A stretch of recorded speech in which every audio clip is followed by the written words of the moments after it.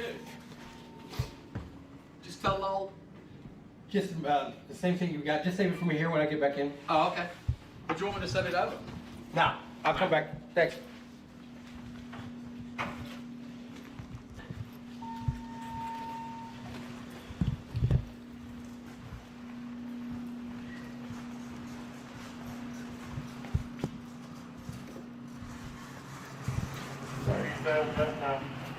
Oh, you got a phone? Yeah, I'm walking out.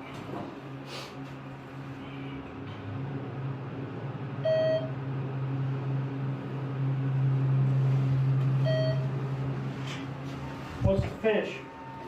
Redfish. Oh, okay. Go ahead, bub. Is this fourth or first? Oh, it's the fourth. I gotta go first. Sorry. No, this is 4. I'm Oh, first. oh, you're going to 1. Yes. Okay. Thank you, sir. No problem.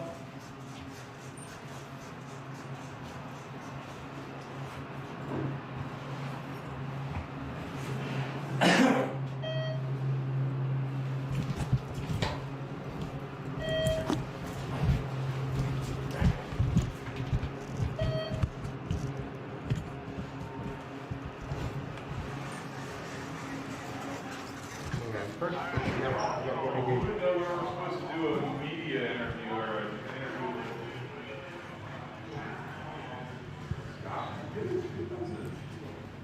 Good question.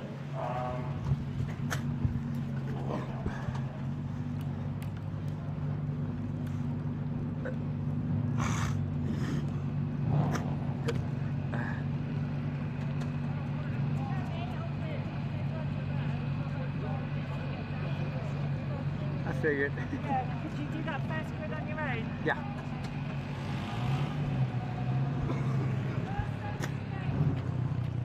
Oh, 78?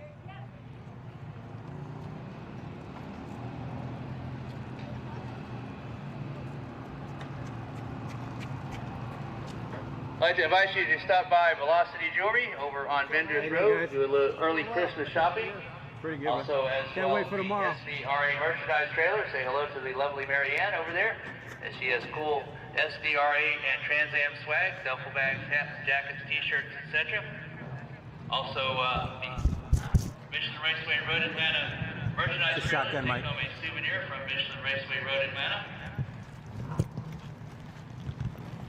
And of course, Wolf Leather over there have a unique, one-of-a-kind leather product made for you. Wallets, totes, clutches, purses, portfolios. Wolf Leather can do it all. Unique, one-of-a-kind gift, again, that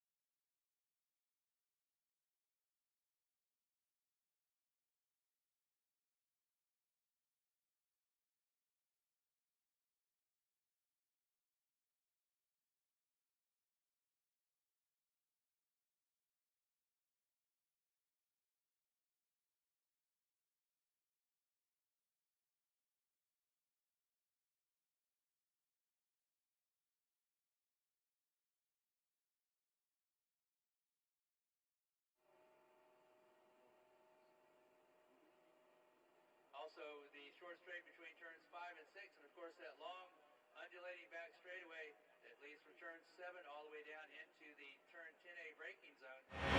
If my life is about making music, my drive needs to be all about hearing it. You have to rely on your gear, the way it feels, the way it does exactly what you need it to do. The F-Pace, how Jaguar Makes an SUV. For great offers, visit your Jaguar retailer during the Impeccable Timing sales event. One of the main reasons for poor vehicle performance is a dirty fuel system. It can cause decreased fuel economy and actually do harm to your engine over time. By adding Lucas fuel treatment to your vehicle, it cleans and lubricates the entire fuel system, pump, carburetors, fuel injectors, and valves as you drive. It also improves your vehicle's performance. It's a non-solvent product designed to protect both gasoline and diesel engines. Lucas Fuel Treatment. It works. Is here this weekend, has 4 wins so far this year, and coordinating the point leader coming in for the Miata Heritage Championship. Michael Bond leading in the 1.8 class over Mark Cephalo by only 2 points. Have not seen either of those two. Welcome back to Road Atlanta. And a beautiful day here, an absolutely glorious day, actually, as we look high and above the Michelin Raceway Road Atlanta, as you join us for the SVRA Road Atlanta coverage. The finale of the season here in November. It's been a strange season, as you can imagine. But I'll tell you what, there's been a lot of work by the men and women down there as we take a look at what is next for our delicacy, and that is Miatas. It doesn't get any more fun. If Radicals were fun, well, Miatas are just as fun. And this is going to be, I hope, a lot of fun, because we've got some good stories in this as well. We've got the Mazda Miata Heritage Cup coming our way. I'm going to be joined once again by the bumblebee that is Ben Sissel, who has buzzing around for the last couple of hours, getting interviews, sorting out historical events. I even saw a Back to the Future car a moment ago, which made my day, so I'm very happy. But the big story in this one, for me anyway, is that Boris Said's son, Boris Said Jr., is also racing this weekend in his first time out, the 16-year-old. There he is, in the number 78. Yeah, he's Boris Said the fourth, Jonathan. Yeah, who are the other 3 then? I mean, I know that. So Boris Said the second, Boris's dad, remember he was explaining this to us, he never knew his dad, was the Formula One driver. Yes. Racing Formula One a little bit. Then there's Boris Said the third, the legend, just one of the coolest guys in the paddock. He was just on the podium with us in Trans Am, but he did say from the podium, and I interviewed him sidetrack as he was watching his son. And if you've kept up with Boris, you know that he's had some pretty hairy battles in his life on track. Oh, yeah. But he said he's never been more nervous at a racetrack than watching his son in a Miata. I've seen it happen time and time again with fathers. They're fine, they're cool, they're macho men, but when their sons get out there, they turn into or jelly. daughters. Or daughters. They turn into jelly, which is fair enough. That's good fatherhood, as well they should. So let's go through the list in this Mazda Heritage Cup, our final in 2020.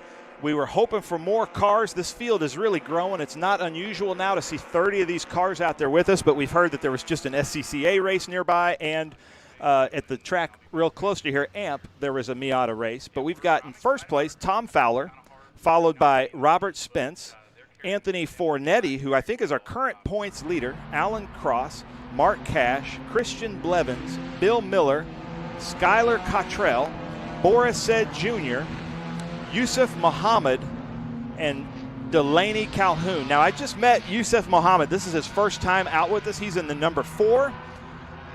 And what I love doing with our drivers in our paddock is asking them what they do in real life. Yeah. And he's a highly accomplished attorney working for just a really cool company. One of those people that you get to spend 5 minutes with and go to dinner and really expand on this. Just what a cool guy, and welcome to the Mazda Heritage Cup. You're the king of dinners. I am the king of dinners. I had dinner last night with the 3 gentlemen in there that are talking with Trans Am over the PA, Scott Lagacy Jr. and Connor Mosack to be racing in TA2.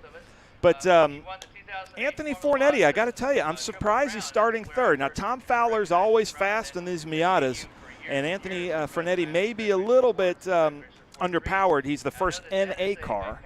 NB is just a little bit newer, a little bit higher displacement, but Anthony Fornetti knows how to drive. It is his first time here, and I have to make a correction. This is what I love about this. So if you're watching from social media, please leave a comment or even corrections, because his dad came up to me in the paddock and said, last time I said they were from Wisconsin, and he said, we're actually Yoopers. We're from the Upper Peninsula of Michigan. Oh, so that is an editorial correction. That's I'm sorry, fighting Anthony. talk right Yeah, there. it is. Let me ask you this then. You've got 1,600 and 1,800 geared engines. I'll get to that in a moment because we're about to go racing. You take it. Here we go for the Mazda Miata Heritage Cup. The pace car is off, and we are about to go racing. Away they go.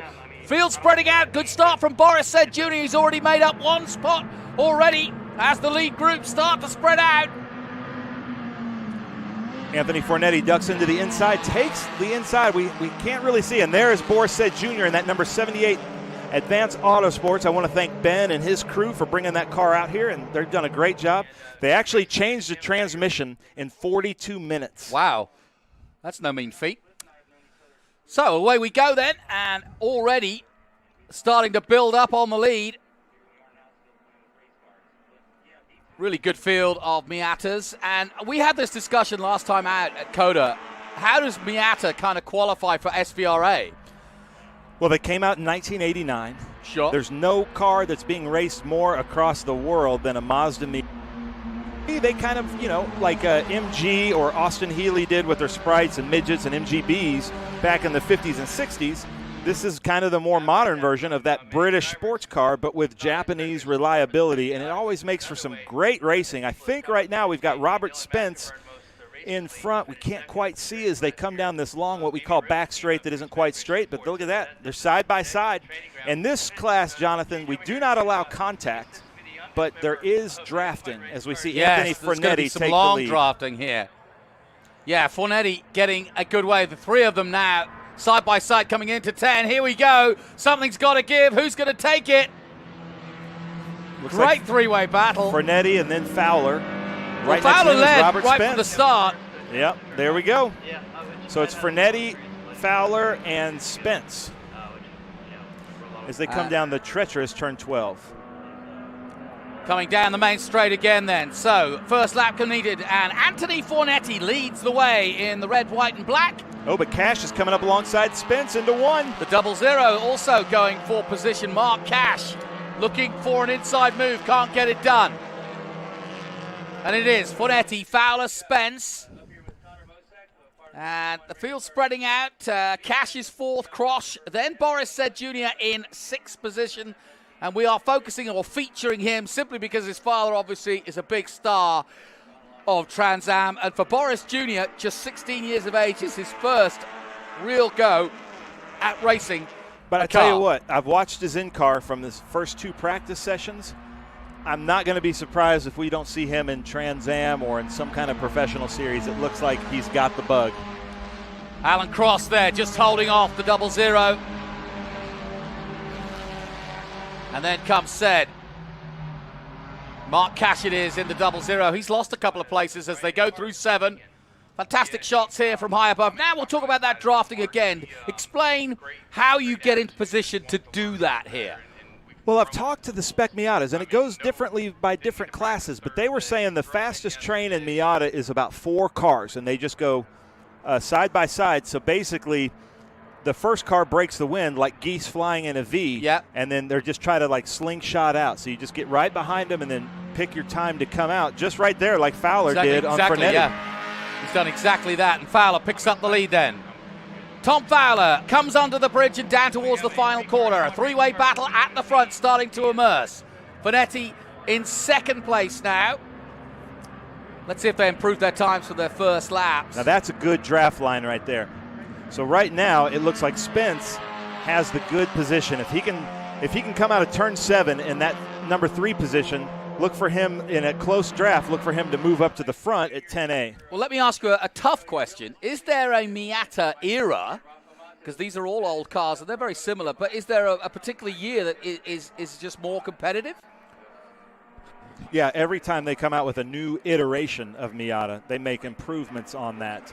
But right now in our group, we only allow the NAs and NBs, and it's part of their serial number. I did find that out from last time. What is NA and NB? So NA, that's just NA is the first series, the pop-up headlights, like Anthony Frenetti's driving. Yeah. But the NA actually just is part of their VIN number or serial number.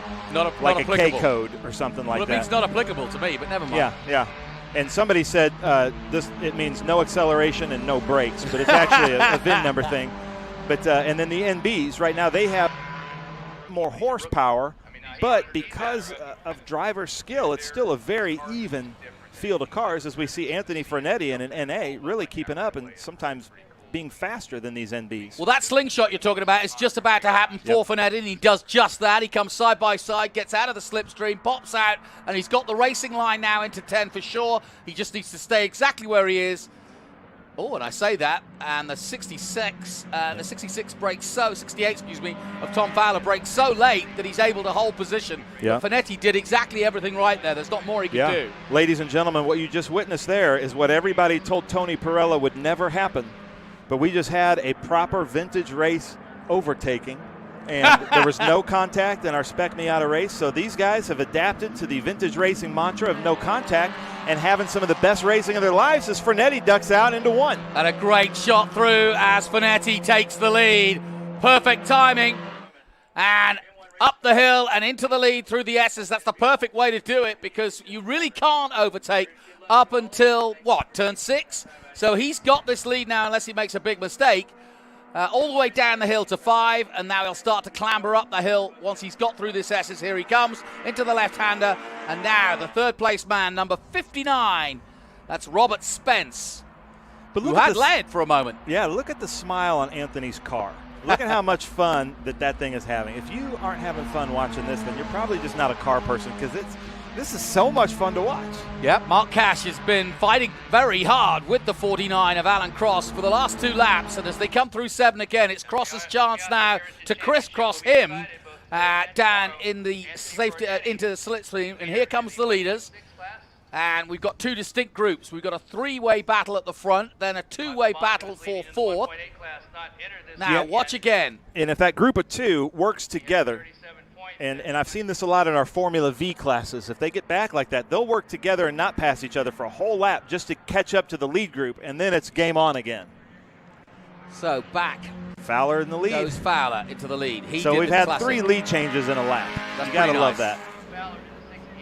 So, Fernetti still in this group as they come down the hill towards 12. I love these drone shots, especially for this sort of racing, because you get a much better idea of the clusters and the battles, and also of the slipstreaming. Here it comes again. Fernetti pops out, got the slipstream, takes the lead, and that is a classic overtake at 1. Yeah, Fernetti likes that look there, so look for him to do that in the last lap.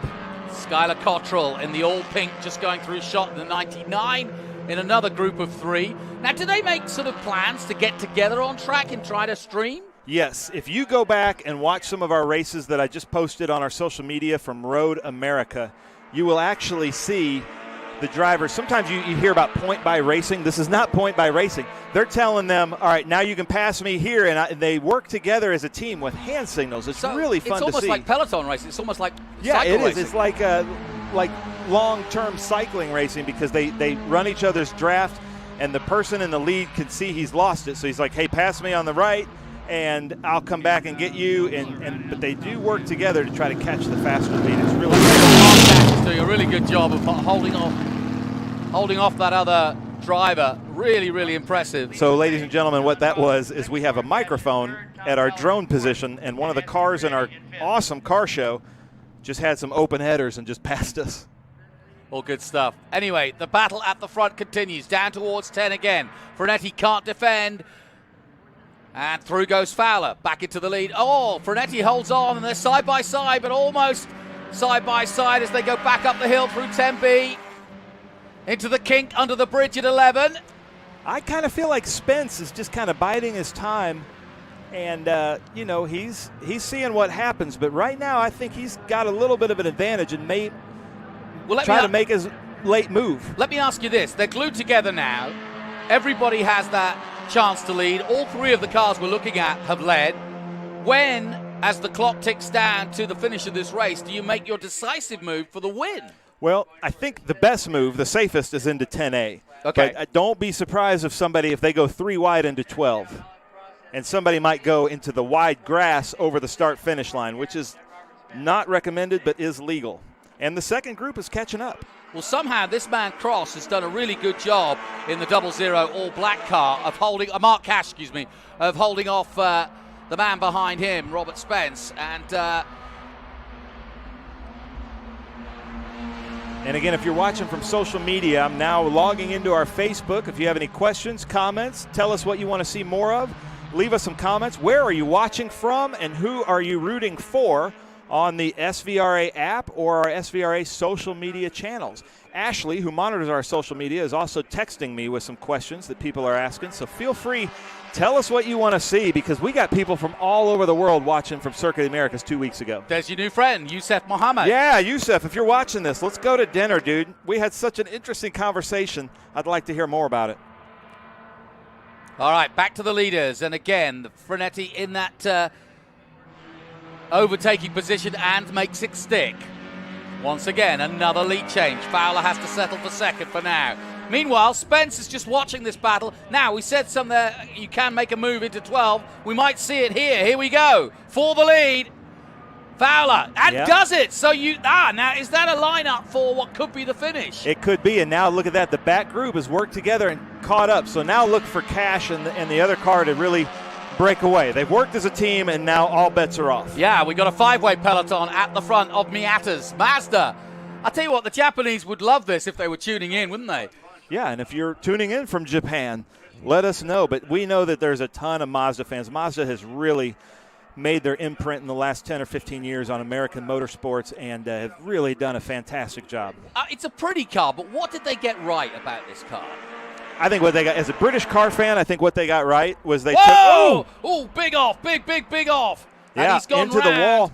And that Alan Cross, he's fourth right now in NB. He went off at turn 5. He's going to be Cross after that. And he's trying to just safely exit the track, talking to the corner worker there at 5. Great corner worker. He almost joined Hamish in our camera position then. Yeah. That was pretty exciting stuff, but he's A-okay, and look, he's pulled it up the there was a big off-ramp there, so he's in safe position there. He's way out of trouble there.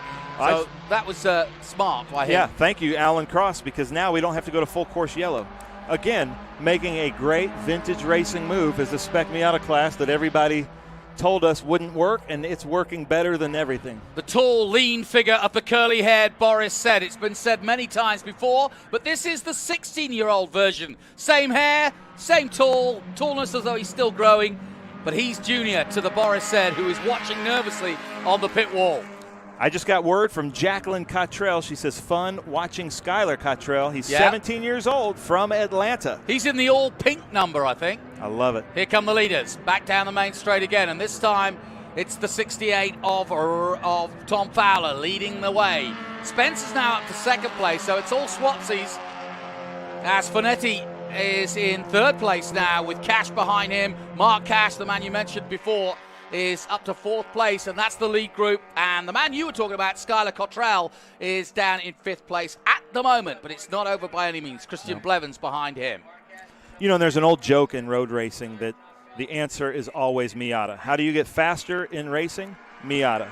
What's the best way to get into racing? Miata. Now, what's the best way to get into vintage racing? Miata. That's Amore. It is. Look at that. Spence in second place. Anthony Frenetti with Cash behind him. Unfortunately, Alan Cross had that cross up at turn 5, and he's no longer in the running, but made a great move to get off the track safely. Now, officially on the clock I'm watching, we have just over 3 minutes, which means the last lap should be coming out next. And I can see the board actually coming out. We're right above the checkered flag there here he is. at Coda. There he is, Skylar. There's Skylar Cottrell. You say he's from Atlanta? He is from Atlanta, 17 years old. Good deal. Yeah, what a great way to start racing. Love it. So, there's my boy. The white flag effectively will be out. It's actually a last lap board, but into 10 they come. And Spence looking for the lead. Robert Spence takes the lead. Ooh, look at that. And, you know, he was just kind of waiting back there waiting for his time, watching the fight between Frenetti and Fowler, and now he's taking the lead. But I don't know if it's last lap. I think Frenetti may be in the best seat. It is last lap as they come across. There's the board, you see it for yourself, LL, and the 59 of Robert Spence leads, but only for a few seconds because Tom Fowler comes up the inside at turn 1 and takes the lead. Frenetti is coming with him, side by side over 2, and it's going to get interesting through the S's for sure. Watch out for Cash as well. Mark Cash in the black and yellow in 4th position. Look at that. He wants to make a move at 5. Cash does. Yep. Well, the next possible overtake is at 6, but you've got to get good drive out of here to be able to do it. And not do that. Here they come. Oh, this has been a fascinating peloton, as it were. Yeah, but I don't know if Spence can make it up in this long back straight. He and Frenetti have to work together in a draft, I think, to be able to catch Fowler. That's quite a gap. Look for a duck under, what we call a dive bomb into 10A. Here they come. From the drone, you can see the snake that is the top 4. They are way ahead of the chasing pack. Yeah. And, in fact, the leader has got the most I've seen. Robert Spence has actually got the gap that he needs. And as long as he can maintain that gap, they shouldn't catch him. Here comes Frenetti. That was not a Miata passing us. Frenetti looking for second place. He's got to make this stick. He's got to make sure he doesn't break. Oh, under over. Look at this. Fowler. Oh, that was sneaky good work. Cash coming up on Frenetti. And it's going to be Robert Spence. Robert Spence coming to the line. And here comes Cash. Yes, you're right. Mark Cash going to cash in if he can. Ooh. But across the line, Tom Fowler takes the win in the 68. And Robert Spence takes second. Frenetti takes third. And Mark Cash does have to settle for 4th place despite making a really good maneuver. But what a great race that was. Yeah, let's see if camera 1 will go back to that start-finish line so we can see. But, man, Miatas, I love this racing. It is so much fun to watch. Always close finishes. Again, go back on our social media and watch that. Kenneth Manella, again, joining us. Zach Eckler on social media. Tom Payne, thank you guys so much for joining us as we watch Boris Said, the 4th, cross the finish line. It's always fun to see. His first time in a race car.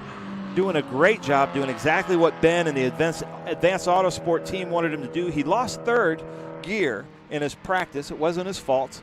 And they said that they have changed the transmission in these Spec Miatas in 28 minutes. And I watched them do it. They took 42 minutes because they took their time a little bit. They went under a time crunch. But again, amazing. And there's Yusuf Muhammad from Atlanta, first time with SVRA. Yusuf, welcome. Good stuff. Flash the lights to our man up in turn 1. And there it is, the Mazda Miata Heritage Cup. What the vintage racers told us could never happen is just showing everybody that it's some of the best racing in vintage racing. Excellent stuff, really good. And yeah, it's great to watch Miata racing from a drone as well because you really got to see how they race, much better than any other form of looking at them because you see the slipstreaming starting to emerge and then starting to happen. Confirmation of the result then, Tom Fowler with the win. Robert Spence settles for second. Anthony Fornetti, who had led, was third. Mark Cash almost got on the podium, but not to be. Christian Blevins, fifth. Skylar Cottrell, of the local man from Atlanta, gets 6th place. The teenager, Bill Miller, 7th. Boris Said Jr. in his first ever car race takes 8th. Not bad for a chip off the old block. Yusuf Muhammad, welcome aboard. He takes 9th, and Delaney Calhoun takes 10th place. So, good stuff. And we'll continue now with our SVRA coverage because we've got several races now coming in our group races. And that's always interesting because it's a look back in history. And I'll try to keep hold of Ben because I need him to hang out and work with me on these fantastic cars coming up. And he has an absolute knowledge of them. He's been in here all week setting them up and setting up the stage for the car shows here. Plenty going on. But that's the result then for the SVRA Miata Heritage Cup. We'll take a short break. We'll be right back from Road Atlanta in a moment. Feel the power. Experience the excitement. You're in the driver's seat at Skip Barber, you learn from the best. Whether you are a new driver that wants to learn accident avoidance or a seasoned racer looking to improve, we have a program for you. We're your #1 destination for auto racing and driving schools. Skip Barber, feel the power. Keeping your pride and joy perfect is as easy as 1, 2, 3. Start with Slick Mist Speed Wax. Simply mist on and wipe off for a professional detailer shine. For your tires and trim, there's Lucas Slick Mist Tire and Trim Shine. Spray on and wipe off for better than new look.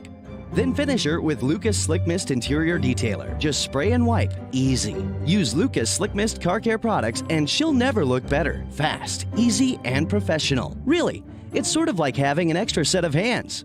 Or 3.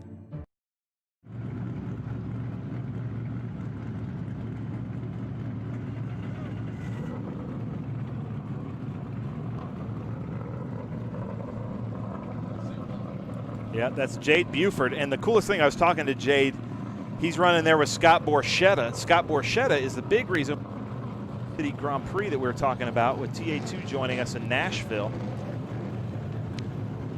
This guy here was with us at Circuit of the Americas. That's Jeff Lindstrom in the Ford Mustang Coupe. Unfortunately, Jerry Robinson in our Group 12, currently our Group 12 leading in the points, he had an off today in practice. And I don't see him on the grid. That's Davey Hamilton and George Del Canto. I'm not sure who is the driver in this one. Maybe we can see. But Davey Hamilton, IndyCar driver, Indy 500 qualifier and racer, is racing that car with us this weekend. George Del Canto? Yeah, George Del Canto's on the list, but sometimes Davey will be in there. Okay. Then the next car is Gary Moore. So that's George. Okay. Yeah. Well, I think so. It looks like his eyes. But that's a beautiful car. We know George usually is in a Mustang, and last year at our Indy race, they debuted this beautiful Corvette as we look at these drone shots. Yeah, this is what it looks like from above, and you can see it's a full field here for our Group 6, 8, and 12. And if you will, Ben indulges in what the combination of these groups are. We've seen some Corvettes, we've seen some. It's quite an eclectic group. This, isn't it? Yeah, it is. So what I call Group 6 is in our vintage class, meaning 1972 or older, is our big American big block production cars. Right. Group 8 is what I call the medium bore. Look at that beautiful American flag right there. Who put those flags up? That's a really good Every job. single one of those flags and banners you see, I put those up. Oh, 1,250 zip ties. You counted them, did you? Yeah. But there's a good shot right there of Scott Borchetta. And I'm hoping our producers are listening. I'd like for our green flight, the drones, to give us a good car show. We've got some amazing cars up on the hill right by where our drone position is. As we look at the 05, Scott Borchetta, I believe he's going to take our Group 6 champion again this time. Lindstrom going out. He's a multiple champion of Group 6. He is, yeah. He's been, he was our Group 10 and Group 6 last year. That's John McCormick there in that red, beautiful Cobra, followed by Mark Hildebrandt going out. That's James Farley in that 1966 Cobra. I have a great story about him later. Okay. Hugh Booker is in that Ford Mustang GT 2012. Another guy, I saw him today. He stopped me while I was riding my scooter, and he said, hey, I want to introduce myself. It's Hugh Booker. I guess we were saying Butcher. Butcher, yeah. Booker. So, again, I love it. I love these. So now we know. I love these editorials that we're getting. Well, at least he didn't write a snotty email to us. At least he had he's like, hey, he actually says, I love what you guys are doing, but it's Booker. And then we've got Mark Brummond, who was out in our last race with Trans Am. He's going to be in an Alfa Romeo 1985. So that's Group 12. So 72 or newer, actually 73 or newer, is Group 12 cars. Group 8 is vintage medium bore, so meaning like Datsun 510s, B sedans, but they're production cars. So like Alfa Romeo, BMW, why can't I think of it? Datsun 510s is the other great B sedan. There's a Lotus Super 7 out there too. There is a Lotus Super 7. That's Group 8 of John Nash. John Nash seems to be in every group. He is. He and his wife Lorna, she's his crew chief and coach. She's always on walking around. She takes great photographs, but they are just having the time of their lives. They have two Lotus 7s, one set up for Group 3, one setup for Group 8 as we look at Andrew Uzarowski racing with Zotz. He's in a Group 12 Porsche 911. So let's go through. So that was, we stopped at Mark Brummond, and that have Ron Pauley actually is in a Lexus Group 12 IS300, and Ron is from near this area, from the southeast, and he actually from Arkansas. He owns a Toyota dealership, so that's why he's racing the Lexus. It's all in the family. And speaking of that, all in the family, we've got Jim Farley in that 1966 Cobra, who is the brand new CEO of the Ford Motor Company. Wow! Racing Ford history out there. If you know anything about Ford, their history was started in racing. It's how Henry Ford made a name for himself. What and now story. here's the CEO racing a Ford Cobra. What can Ford do in this race? Pressure on. Let's see. Henry Ford, if you're up there watching, here we go. Your heritage awaits, and your CEO is out there. But it's Scott Borchetta who leads them away in that fire-breathing Corvette with the lightning strike from Unser on the front. Lindstrom looks inside with Gary Moore right behind in that Mercury Cougar. And up the hill goes Borchetta, already starting to pull away. And John Nash looking rather tiny in that little Lotus Super 7, and he is very low indeed compared to the other cars, so sight can't be easy for him, but I'm sure he's got one of those taller mirrors so he can see behind him. But he won't care. Look at that. That is a beautiful sight. And if you've never been to a race like this, you've got to come out, because we're giving you some great visuals. But when you come to a vintage race, you can feel and smell these cars. You've got to come experience as Gary locks up his right front in that Cougar. There's Nash coming through, as I mentioned. Just behind him, the 26. Look at this Falcon. That's a beautiful car. Rick Ortman. Bradley Steele's in the Falcon. Rick Ortman's in the Corvette. And there's Jerry. So Jerry had an off, and his crew, Bobby and Dylan Archer, put that thing back together. He's racing for a championship, so he's out there in the Viper. He's the president of his Viper Club in the Houston, Texas area. And he says it's either Mopar or no car. So we're underway in our Group 6, Group 8 and Group 12. Qualifying, Scott Borchetta took the pole with the best time of 1:32.903, some 2 seconds ahead of the chasing group.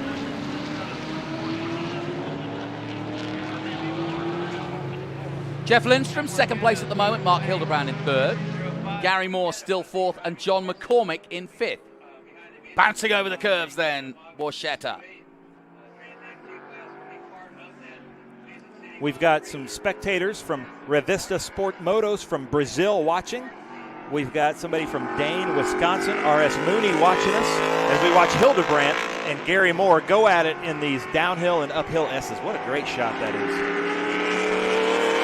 Two very different cars, but also very competitive as well.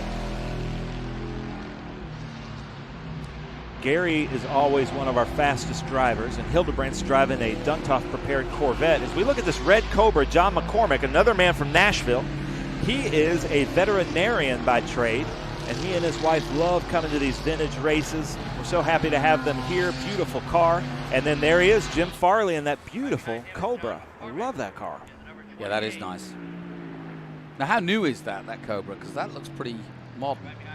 It's an old Cobra with Cobra Automotive. They just really take good care of their cars, and Jim, being who he is, I'm sure he wants his cars to look really, really good and presentable. Yeah, no kidding. He's also driving a Lola with a Cosworth engine in it with us this weekend.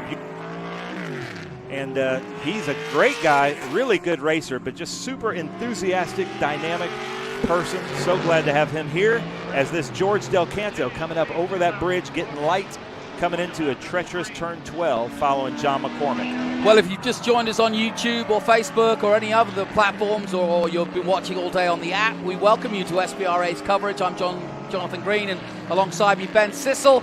We're bringing you the action from what will be the finale, sadly not going to Laguna Seca because of the COVID pandemic.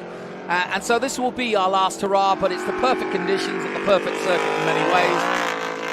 It's been racing here since 1970, and a lot of these cars back in the day have had their time here at Road Atlanta. So it's an iconic circuit, as all the circuits that SVRA go to. and we're delighted to be here, and we just lucked out on the weather. It's absolutely gorgeous. Mid-70s here. It's almost like a summer's day. Ladies and gentlemen, Michael Zock, who won a national championship with us in Group 10, is watching on Facebook. Tell us in this group, Jonathan, what's your favorite car in this group? And leave a comment on what's your favorite car in this group. You know what? That red Corvette. Not the 05, the Mark Hildebrand. Andrew Uzurowski in the Zotz Racing 217 Porsche 911. I like the Porsches, but being a British car guy, I have to lean towards the Cobras in this group. That was basically I a still British can't car get the with an irony American of you engine. being a British car guy and me being an American car guy. I can't work on that. It's Yeah, doing the my head in. accents are flip-flopped, right? I know. Yeah, and that's Scott Birkland there, our last year's Group 8 champion in the 06 Porsche 911. He is at almost a race weekend with us. He's also one of our race instructors with Kenneth Manella, who's watching from home. As we watch the battle, looks like George Del Canto took John McCormick, and there's Jim Farley sliding it through 12 like he should, coming up in that beautiful Cobra. We might have a Cobra battle here. A double snake in the S's, so to speak. Well, if you're new to vintage racing, the beauty of vintage racing is... we took a wide line there, sorry. It's kind of pack racing. So, yeah. you know, there's the group fighting for first overall, but then there's groups like this. And some of the best racing in the field is what our cameras are picking up on right now as George gets a little squirrely there. But just throughout the pack, there's beautiful racing, great cars, and there's John McCormick, and I'm sure his wife is out there watching and cheering him on. I love it when the husbands and wives really get into racing together. Yeah, it makes the weekends a little bit easier, right? Yeah, and look at this, a 1966 Cobra in the American colors, a hard top to make it a little bit more aerodynamic. I don't know if it gets any prettier than that as Jim locks up his right rear tire, and that's Hugh Booker in that modern Ford Mustang that I think he said it ran in the Continental Series or SCCA. Yeah, that makes sense. I think he said Group 2. He's a really nice guy. I met him at Turn 10 today. We are selling tickets to the Atlanta SpeedTour. You see a lot of campers. We love Road Atlanta, and we could not have asked for better weather than this weekend. I mean, didn't expect it, but thank you. For the RV coverage here, what a day out for, you know, people wanting to stretch their legs, socially distance, and get the family out and enjoy it. What a great day. There's the Alfa Romeo. I haven't seen that yet. Yeah, that's Mark Brummins. So he was with us in the Trans Am race in a BMW and SGT. As there's Hugh Booker in the 81. That's a pretty car. Yeah, it is. Jerry Robinson trying to make sure he gets his points so he can win the championship. Now, how does a Lexus fit into all this? You know, we get a lot of questions about that, and that's kind of why we started this Group 12. Rick Parent, our chief of tech, we wanted to allow cars that were not quite vintage. You know, there's probably modern amenities in that. There's a computer system and things like that, but it's a race car, and we want them to give a place to race, and, you know, why not? And he's a great racer. He races with us quite a bit. And so that's a 2004 Lexus. Our rules are, I think it has to be, I can't remember now, I should know this, if it's 5 or 7 years old. And then these newer cars, you know, you don't really want to go buy a Lexus and prepare it. You want to buy an obsolete from a race series. It's a lot easier and cheaper. Yeah. But I will tell you, we'll have Rick up here later. If you want to get into vintage racing, call the chief of techs. There's Rick Ortman right there, which he did. He came through our school and prepared this car to our specs. He was our Group 12 champion last year. And he's actually an old Trans Am racer from the early 70s. Ah, right. And he's back at it. I love it. So that's Scott Borchetta right there in the 05. And I got to tell you a story about Scott. We were talking last night. There is not a person in our paddock, Trans Am, Radical, SVRA, I don't think there's a person in a paddock across the world, period, that is more excited about racing than that man, that has put more effort and time and energy into racing. Ray Evernham, NASCAR Hall of Famer, is going to be up here joining us in the commentator booth later.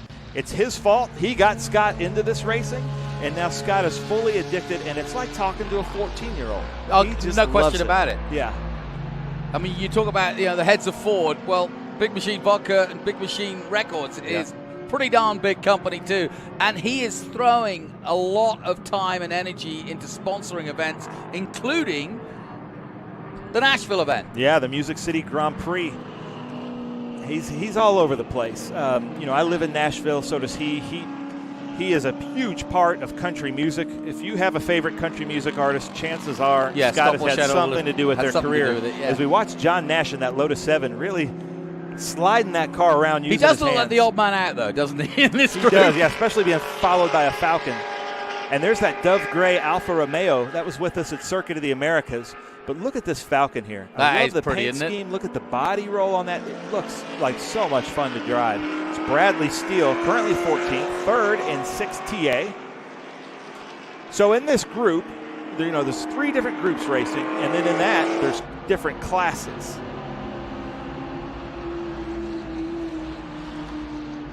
Now, what's chasing him? Because it's the Alpha, yeah. So that's one of the cars we were talking about. Mayor Primo, B Sedan Alpha, and that Dove Gray. He was with us at Circuit of the Americas, and I remember us commenting on how pretty that car was. Yeah, exactly. So again, if you're just joining us, welcome. Welcome to Vintage Racing. Welcome to the last event of our calendar in 2020 at Michelin Raceway Road, Atlanta.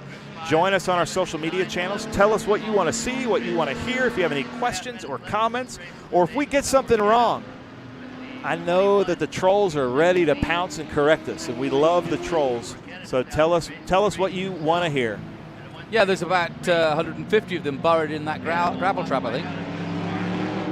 Yeah, we've dug a lot of people out of there, including our 6-time Trans today, Ernie Francis Jr. There's a shot of our car show. And if you like movies, we have the movie cars from Smokey and the Bandit. That's cool. Out there.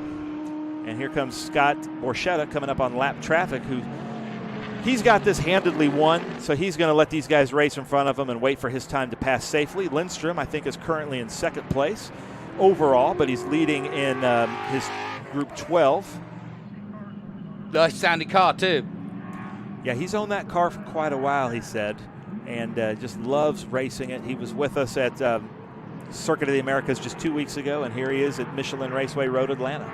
Well, he just clocked at 138.5 in that last lap, but he's already clocked at 136.7, which is pretty handy. And Borchetta about to get into some real traffic, and he's about to catch another Corvette. This one of Mark Hildebrand. Currently 3rd overall and 2nd in Group 6. Hildebrand leading this group through.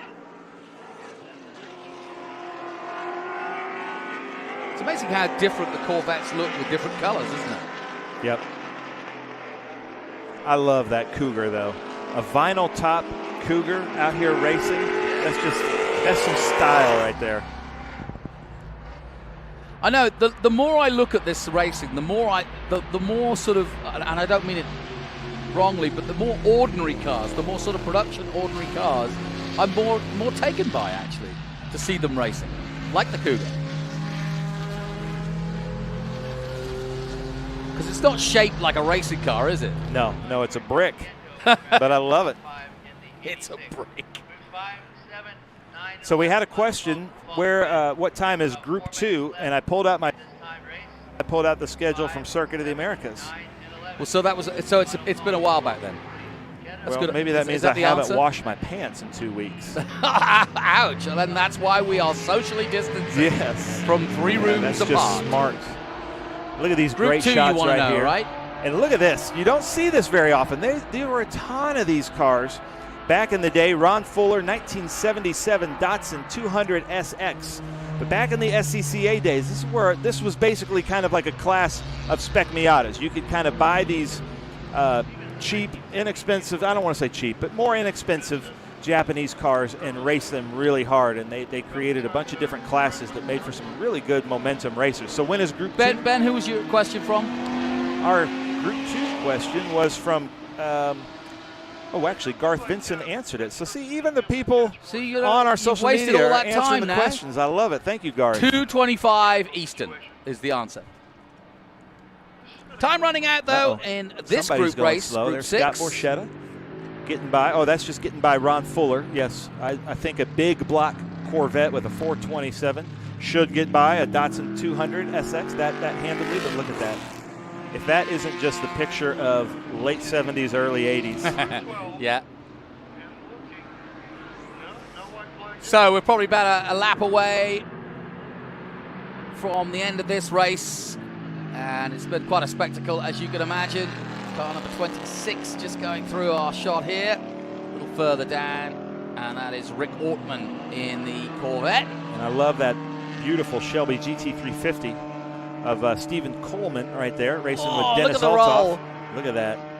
That's a treacherous turn, and as you're coming around, because it's a downhill into a braking zone, and then so your car compresses, so you get a little bit more grip than you think because all the weights come down. So you can take that turn a little bit harder, but man, if you get it wrong, you're in the grass and possibly into a long concrete wall.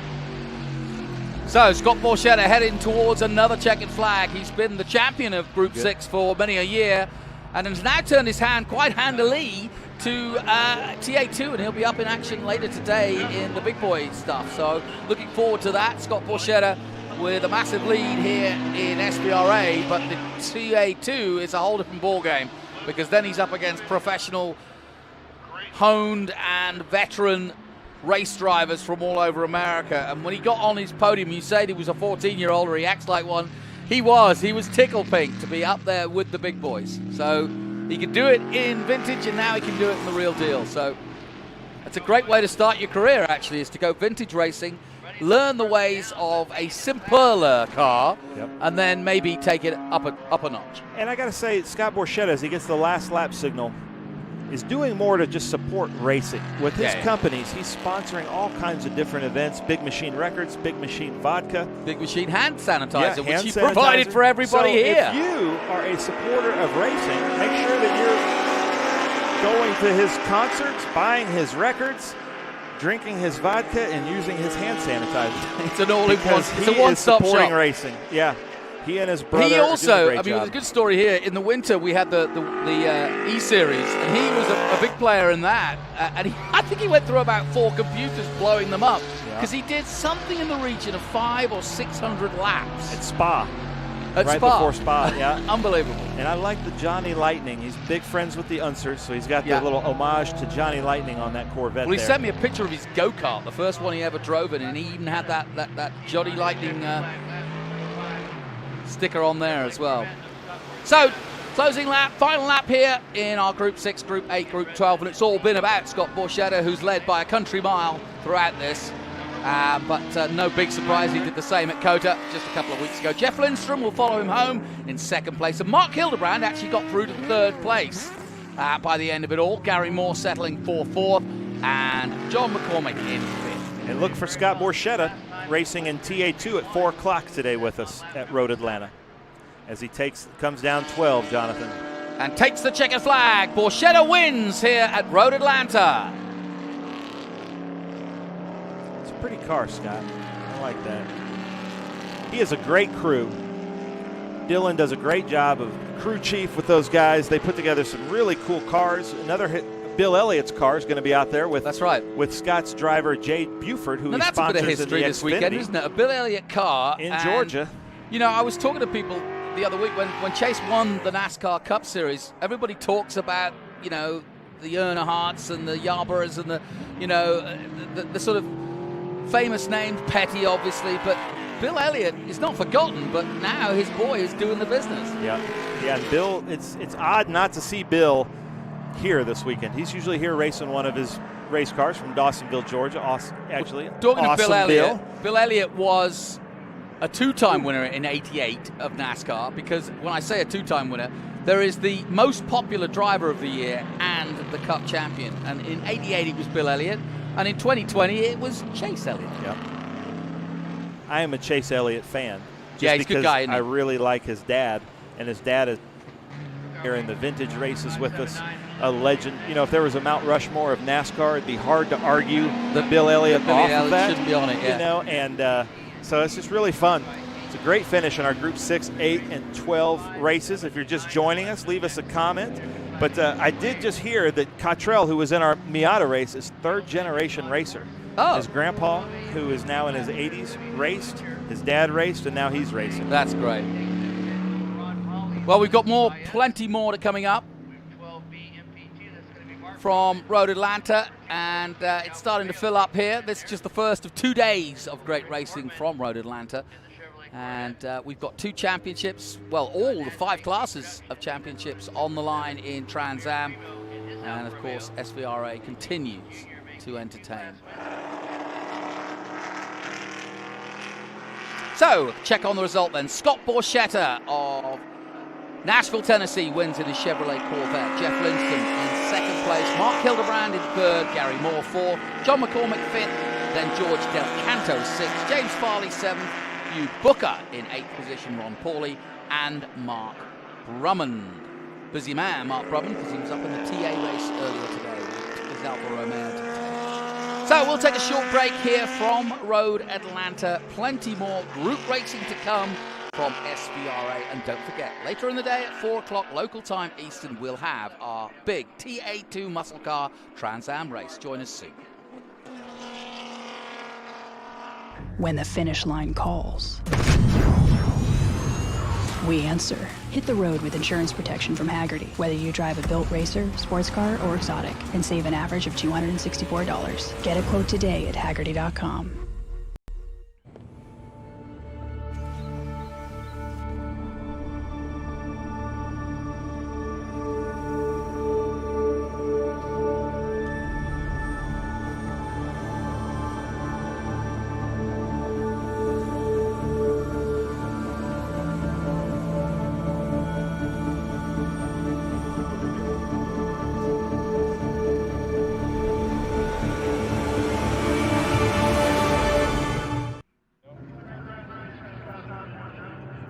Welcome back to the iconic Road Atlanta.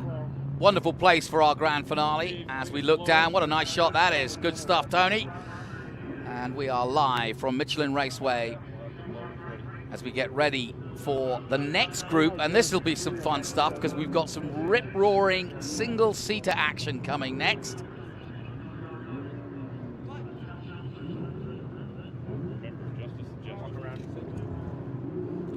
And this will be action from Group 5, 7, 9, and 11. And the cars from the previous group just passing my commentary booth. We're in the booth on the corner of that building you see there. And how about this? Looks like one of Lewis Hamilton's cars, but in fact,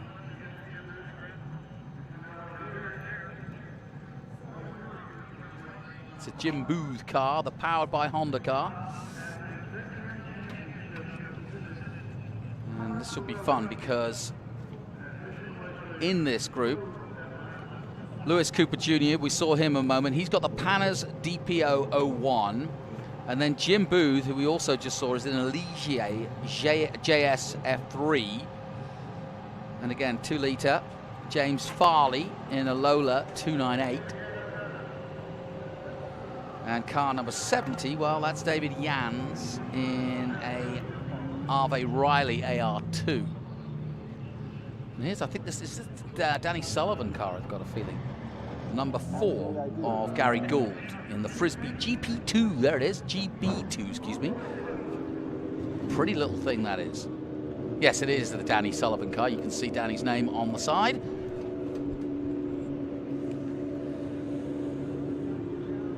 Danny, a former Formula One and IndyCar star, most remembered, of course, for that spin and win. Never seen anything like it. Spun the car and still won Indy 500. Absolutely insane.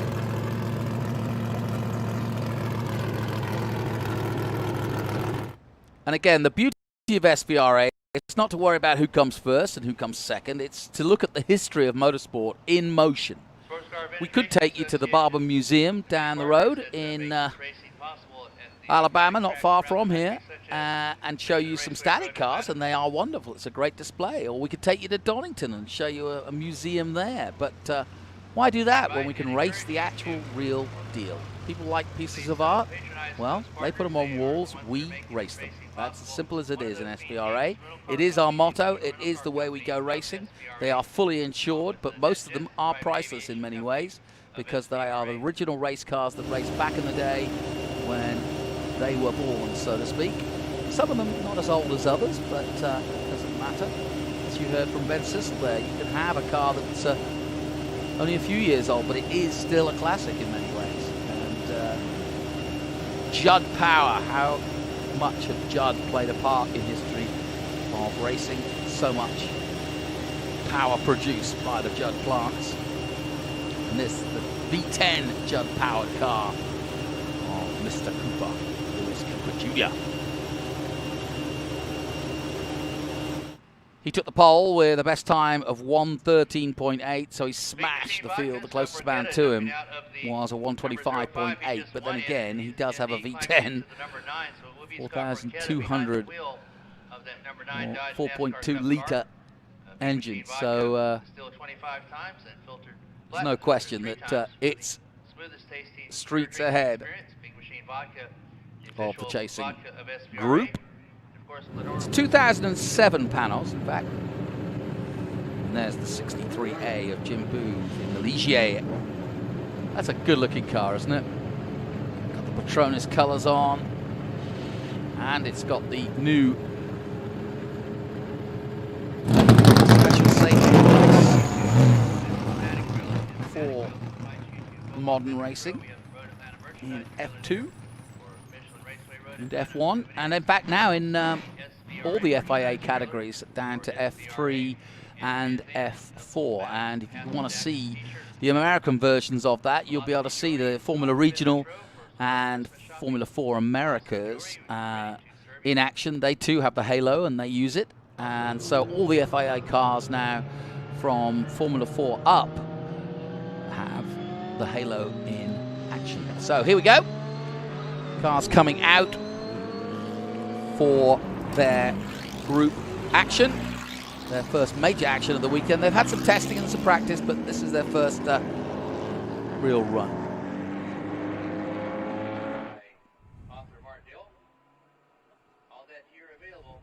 Not a big field, but it's a really interesting field to watch. I watched them in practice yesterday, and a couple of Swifts out there. There's a Riley, and as we mentioned, the Ligier, the panels, and there's a Lola 298 as well with James Farley at the wheel, so we'll look out for him.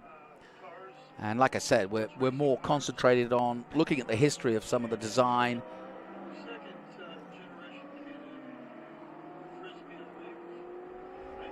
Safety car will lead them round, and rolling start as always.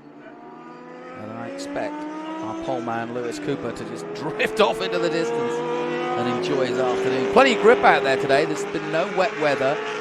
I was talking to Mike Skeen, who's pole position for the TA2 race, and he was saying that you know, the rubber goes down, although there is different kinds of rubber, because of course Trans Am use Pirelli, you've got the Husia tyres, and then various other different permutations out there. So by the end of the weekend, yeah, you'll get a lot of marbles from different kinds of rubber, but generally speaking, it does rubber in as a track. And there's been quite a lot of racing here actually in the last few months, given that Petit Le Mans was here, and of course there's a busy schedule here. And since its opening in 1970, Vic Elford, if anybody's interested, won the first ever race here. And one of the greats.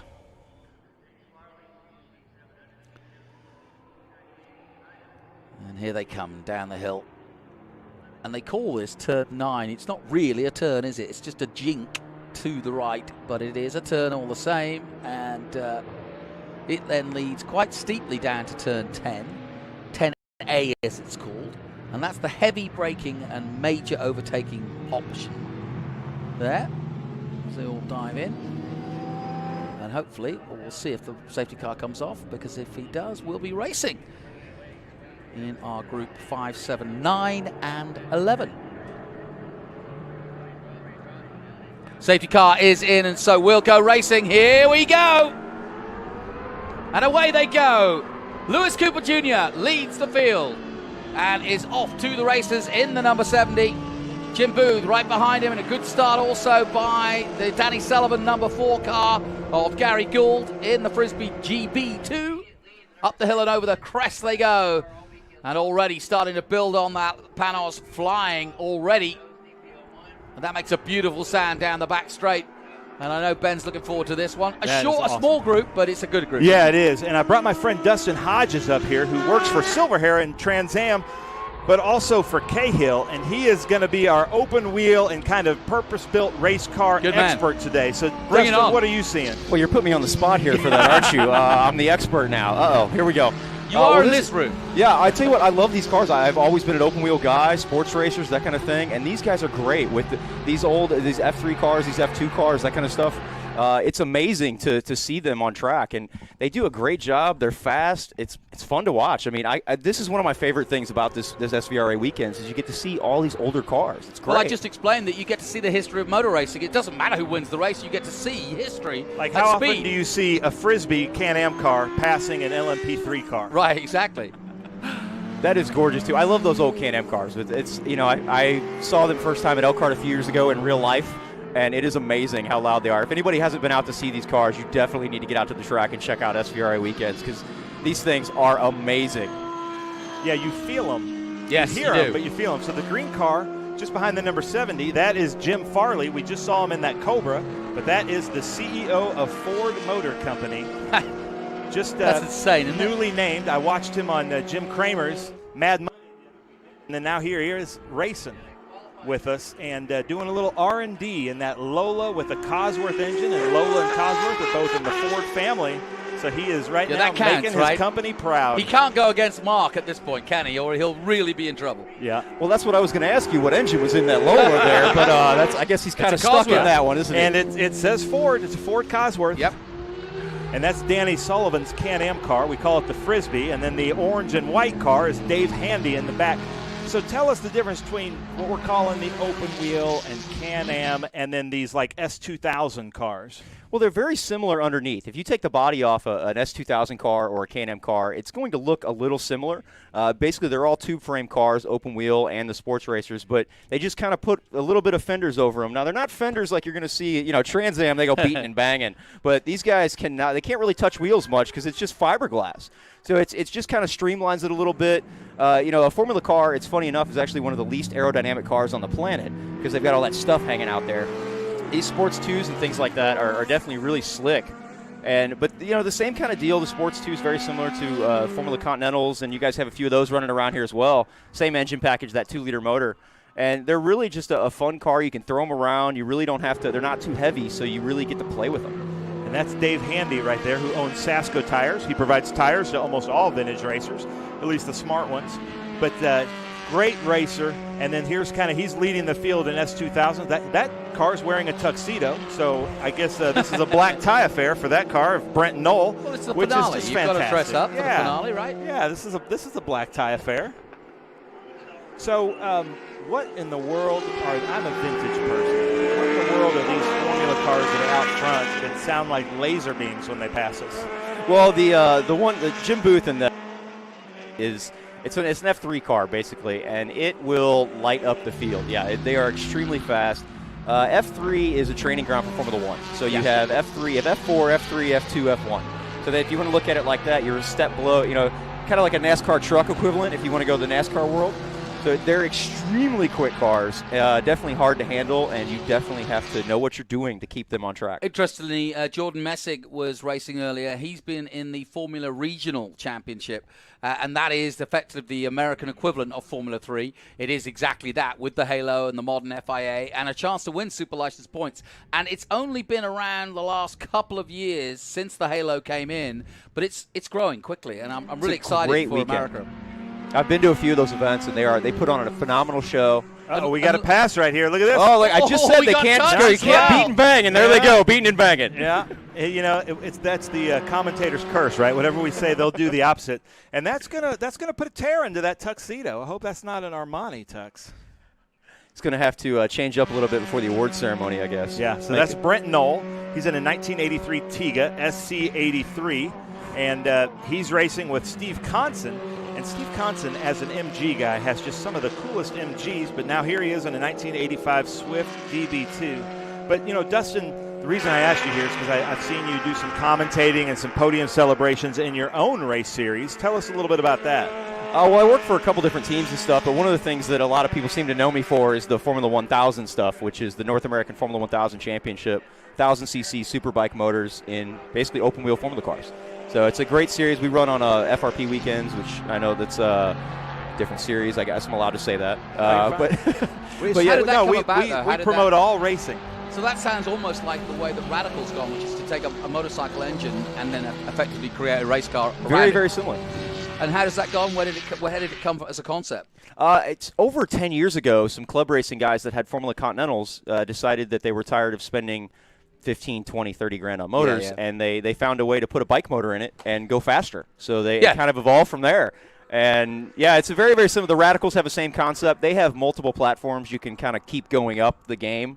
But we kind of stick with just that bone stock CC motor. But, yeah, we have a great time, and we do a lot, like Ben was saying, we do a lot of the podium stuff, and we always do live things across all kinds of social media, just like I do for Silver Hair and Cahill and all these other people, just trying to help promote racing in general.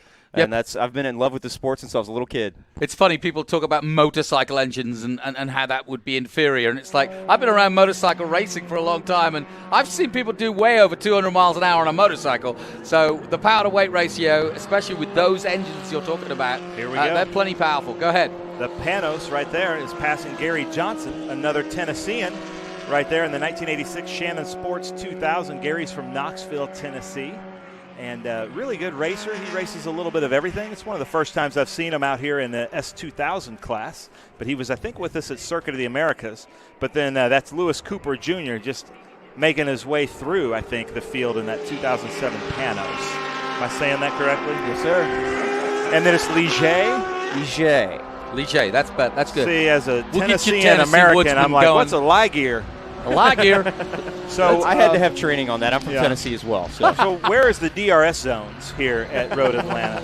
Well, Every time I see a car like that, I'm waiting for the back wing to just flap open. It would be nice coming out of turn 7, headed towards 10, if DRS and they could jump up about 10 mile an hour. But yeah, I don't think we have that technology here in SVRA. We need to lobby for that. You know, if some of our drivers, and it's not beyond them to buy ex-Formula One cars. No. We've seen that with some of the Benettons and Jordans racing with us. So now if somebody, you know, this car right here looks like Lewis Hamilton in a way. It's got the same livery as Lewis Hamilton. Nice word. Yeah, see, I've taught him the word livery out of For like Tennessee. 4 broadcasts, I was saying livery, like a real American. But here we are. So we just try to have fun up here, Dustin. So tell us about these cars. What's Lewis Hamilton driving today with us at Road Atlanta? This is quite interesting. I like the paint job on this. I think that's an upgraded paint job because from what I can tell, that car is a few years older than when Lewis was running in F1. So I think that I think that might be a pretty big Lewis Hamilton fan there in that car. Yeah. But it's definitely a slick-looking car. Again, that's another one of those F3 cars that is, been running probably – in the European Championship, I would say, with the way the halo and stuff is on that. Yeah, it looks like an FIA F3 or. Now, is that the same Jim Booth that's racing with us in Radicals this weekend? I think it could be. Well, I got to tell him. I got to tell on him a little bit. So, Nancy Becker, who does a lot of catering with us at different vintage races, a big fan of vintage racing, and one of my favorite people in the paddock. I went up to her and said, "Tell me who your favorite is in this Radical series." And without even hesitating, she's like, "Jim Booth." And I'm like, why? And she just said, just true gentleman, great racer. And look, here he is now racing with SVRA and Radicals this weekend, looking like Lewis Hamilton. And out front like Lewis Hamilton. Yeah. You know, it's funny looking at the halo, and for people who don't watch single-seater racing, they'll be looking at the halo going, what on earth is that? Well, it's something that came in after Felipe Massa and obviously Justin Wilson. Wilson had an accident. I was there. Yes. Sad day. Good friend of mine. And, this is what single-seater racing used to look like, but now both Indy and Formula One have a form of protection, one in a halo, one in the screen or the shield, as they call it, the aero shield. And, talking to the halo guys now in Formula 4 and Formula 3, they don't notice it. It doesn't worry them. I've heard that too. And I've got used to it. They say they don't even see it, and when we see the onboard shots, actually, Liberty in Formula One have done a great job of using it as a graphic structure almost. Well, if you notice, a lot of these Formula cars, you'll see that they put the radio antennas directly, almost right in front of that. So the guys are kind of used to having that little thing right there. You're never really looking straight ahead. Your eyes kind of bend around it, as crazy as that sounds. Yeah, and I know you have that depth of perception where if you have an obstacle in your way and you don't have, your brain needs to focus not on it, it will blur it out effectively and make you forget it. I know that when IndyCar was testing, they decided to go with the aero screen because the guys on the ovals, that actually moved into their line of sight. Correct. Because they were so banked. And so they the night race, do the same lights deal. as well, the glare coming off them. I know, yeah, exactly. So what kind of engine would this Panos have in it? I'm not sure originally. Right now, I think it has a Judd engine, which is what a lot of the V10. I know Judd. the French father and son guys, their F1 cars, they've gone to those Judd engines. Very reliable, very strong package that you can put in. Jude. Yeah. Now I got to brag on this guy. We call him DJ, and it's funny we call him DJ Jans, but his name is David Jans. And he's a part owner with Tony Pirelli in the Trans Am series, racing in that 2012 Ave Riley AR2 LMP3 car. And he's another one of those guys in our paddock that's just having the time of his life. Yeah. As we're on our final lap. It's really good to see the people that are invested in the series getting out on the track, and that they kind of get to see both sides of it, as opposed to people. A lot of time drivers complain that the series doesn't listen to them, and this is good for him. He gets to see what it's like to be behind the wheel and have a better viewpoint. Yep. Very true, very true. Indeed. And it's always good for series owners to be fans of racing and enthusiasts as well.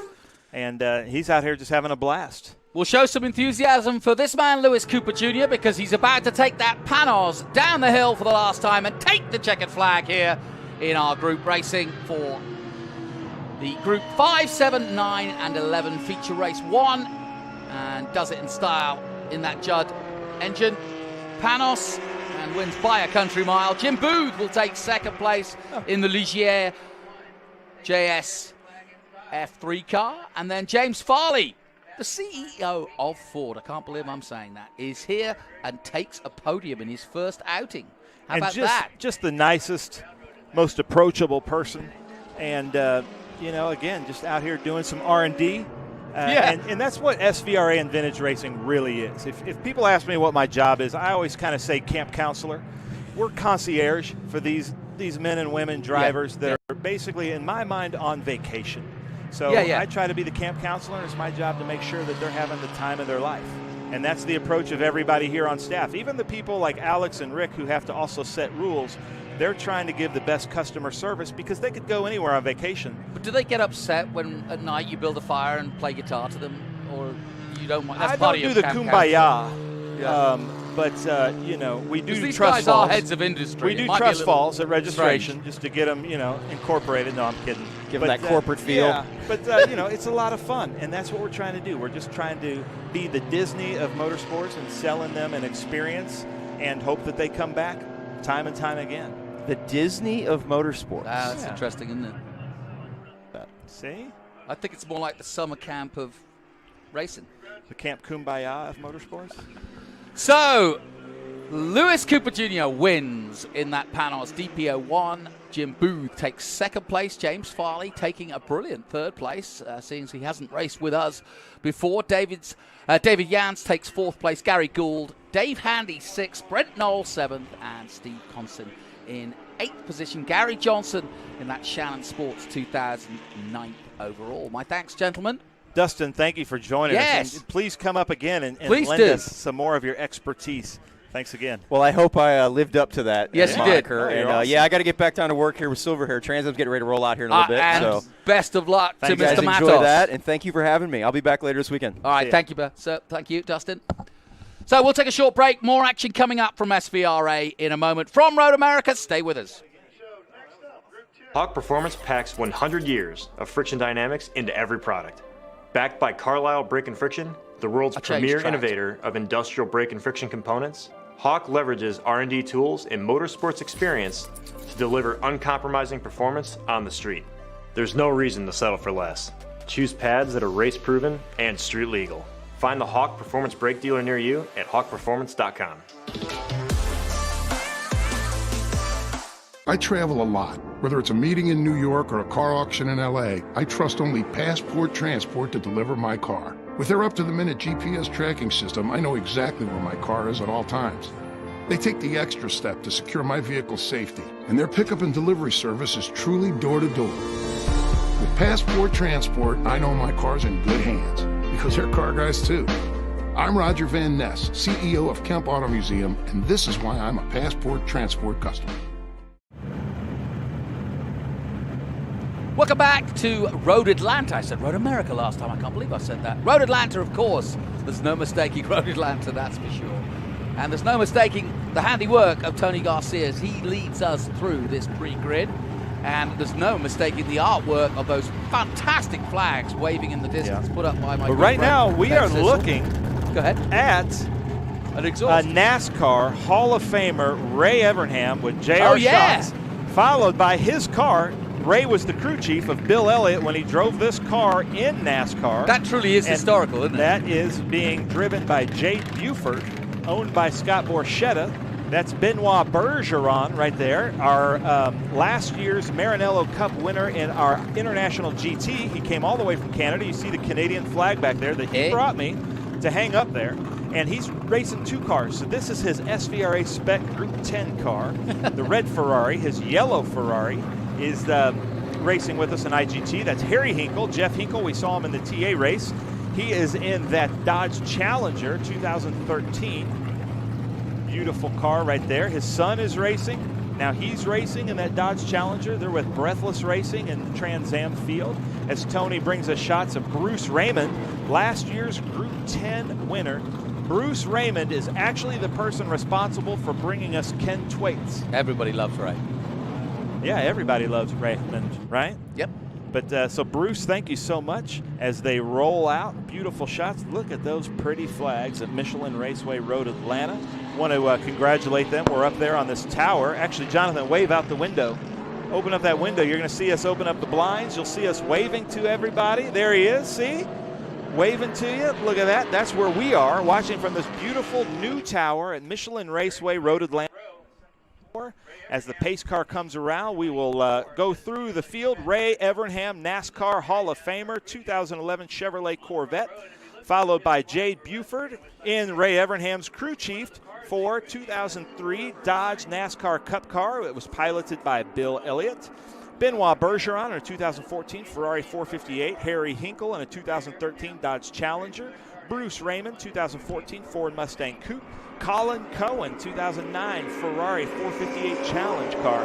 Dave Ricci in a 2014 Chevrolet Camaro. Scott Lovett, Ford Taurus. Frank Vitiello, I'm going to get this wrong, sorry Frank. Vitiello in a Porsche Cayman. Yep. John Morrow in an Audi RS3 LMS. Lance Ossick in a Chevrolet Camaro. Randall Castling in a Porsche GT3. Brent Burneth in a Ford Fusion. David Kuchrauri in a Porsche Cayman. George Vidovich in a Python.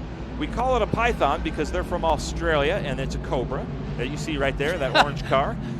Dan Malloy in a Chevrolet Monte Carlo, and David Richardson, a Porsche GT3. There's 17 cars in this group. If you're watching on our Facebook, that over 100 are right now, leave a comment. Where are you watching from? Who's your favorite car in this group? If you have any questions or corrections for Jonathan and I, tell us what they are.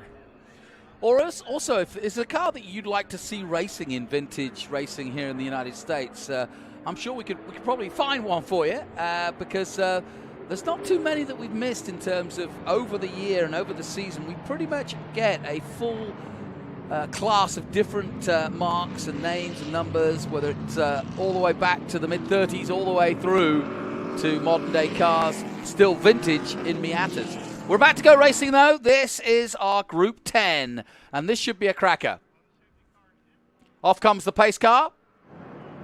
And away we go. Oh, no, we're going to do one more lap, are we? Uh-oh. Something must have happened. Tom is slowing them down. Yeah. Saw Tom Lemkuhl coming out, slowing them down. This car back here that looks like Smokey and the Bandit, he's racing with Breathless Racing out there. That's a really cool car. That's the 2014 Chevrolet Camaro of Dave Ricci, I believe. There's the McDonald's Ford Taurus. This is a neat, eclectic group of cars. Group 10 is based. Oh, no. dear. That's what it is. Oh, no. That is Hinkle, Harry Hinkle, That's on a the shame. outlap.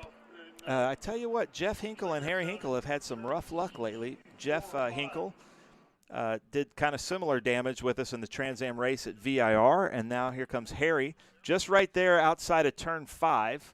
The exit of Turn 5, which once you get back on the gas, see the blue and yellow paint down there. That can get slippery. You know, that he slipped out, looks like.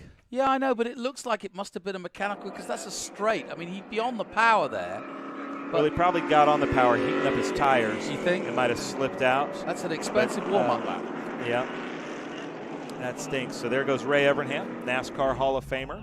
And he kind of made his mark. Have you ever heard of the racer named Jeff Gordon? Number 24. He's pretty famous. Yeah. He's a commentator. So he was, he's a commentator. Yeah, a really good one at that. But he really is known best for being a NASCAR champion several times. Great racer. Just a bit. Ray was his crew chief, and Ray wasn't the first, but he kind of innovated using high-powered athletes and using them in pit stops. And he would be out there timing them just like a coach, making sure they got down from 35 seconds to 15 seconds in these NASCAR pit stops, which then everybody had to adopt because all of a sudden they're getting a 5-6 second advantage. And now here's Ray Evernham. He was kind of a master of a lot of innovation and kind of known as this day's modern era of NASCAR's crew chief to really compete with, one of the best. And he's starting his own series. He and Tony Stewart are starting their own series, so that's why he's out here racing this GT1 platform, because he hasn't told me yet, and he'll come up here in the commentator's booth. Maybe we can put him on the spot.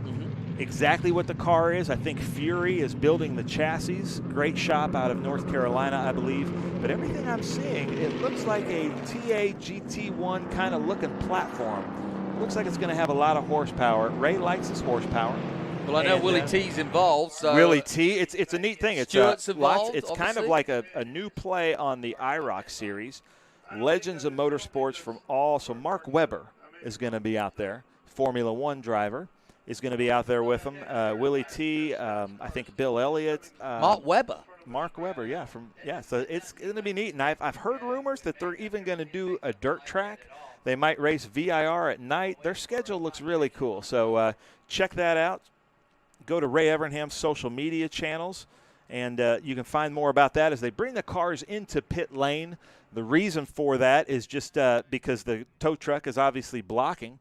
So if our drone operators are hearing this, this would be a great time to fly on over and give us some good shots of the car show. I really want to see that eastbound and down truck. I got so excited. I loved Smokey and the Bandit as a kid. There is a Bandit lookalike here with us this weekend. There's a Buford T. Justice lookalike. The cars are here, but the truck, the actual truck from the movie that supposedly bootlegged Coors Light from, I think, to Georgia. But hang on, you got to answer me a question. I saw 2 Smokey Bandit cars when they were doing a parade lap. There's a lot here, actually. There's also the Back to the Future time machine, the General Lee from Dukes of Hazzard. Wow, is that the General Lee, really? Yeah, the police car. Yeah, there we go. That's the car show. So that long semi-truck there is the actual truck from Smokey and the Bandit. The white police car by the blue tent is the police car from the movie Walking Tall. You'll see the Bandit mobile on the other side of the blue tent. There's the General Lee next to the white car. The horns? That's no, it doesn't. It doesn't play the horns? Oh, it does have the horns, yeah. Oh, good. Yeah, but I don't mean horns like cow horns. I don't see the Buford T. Justice mobile down there right now, but you can see a lot of Bandit cars. There was the Back to the Future, because right now they've done their parade laps. Lots of beautiful trucks over here to the right. Yes, I saw that bright green truck earlier on the parade lap. Yeah, there's a Hudson Hornet up there. So let me explain these Speed Tour events. Speed Tour events are the greatest show in road racing. Go to speedtour.net. Oh, there's the Buford T. Justice mobile right next to the Bandit General mobile. Lee, I saw him there. And there's a Jackie Gleason lookalike. There's the Back to the Future. Look at that. Lots DeLorean. of screaming eagles. That's a cool shot. Great drone shots. Wonderful stuff. We are selling tickets. Spectators can come out. We do ask that everybody wears a mask and they social distance. This is our last race of the year, but next year we plan on doing 9 or 10 Speed Tour ticketed events. The Memorial Day Classic at Lime Rock. We've got a great event at Watkins Glen. We're all over the map, so go to speedtour.net for the schedule, svra.com, go transam.com. But you've got to come out. We're giving you some great visuals here, but you need to stand next to this Ray Evernham car, and you feel it. It rocks the earth beneath you, and they're just really fun machine.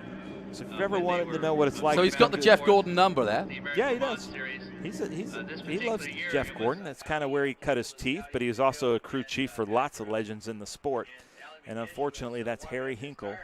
Now let me ask you this: Dodge Challenger. When a vintage car like this gets beaten up like this, how do you go about getting it back to not original, but as close to that one as is an easy one because that's a tube frame TA GT1 platform.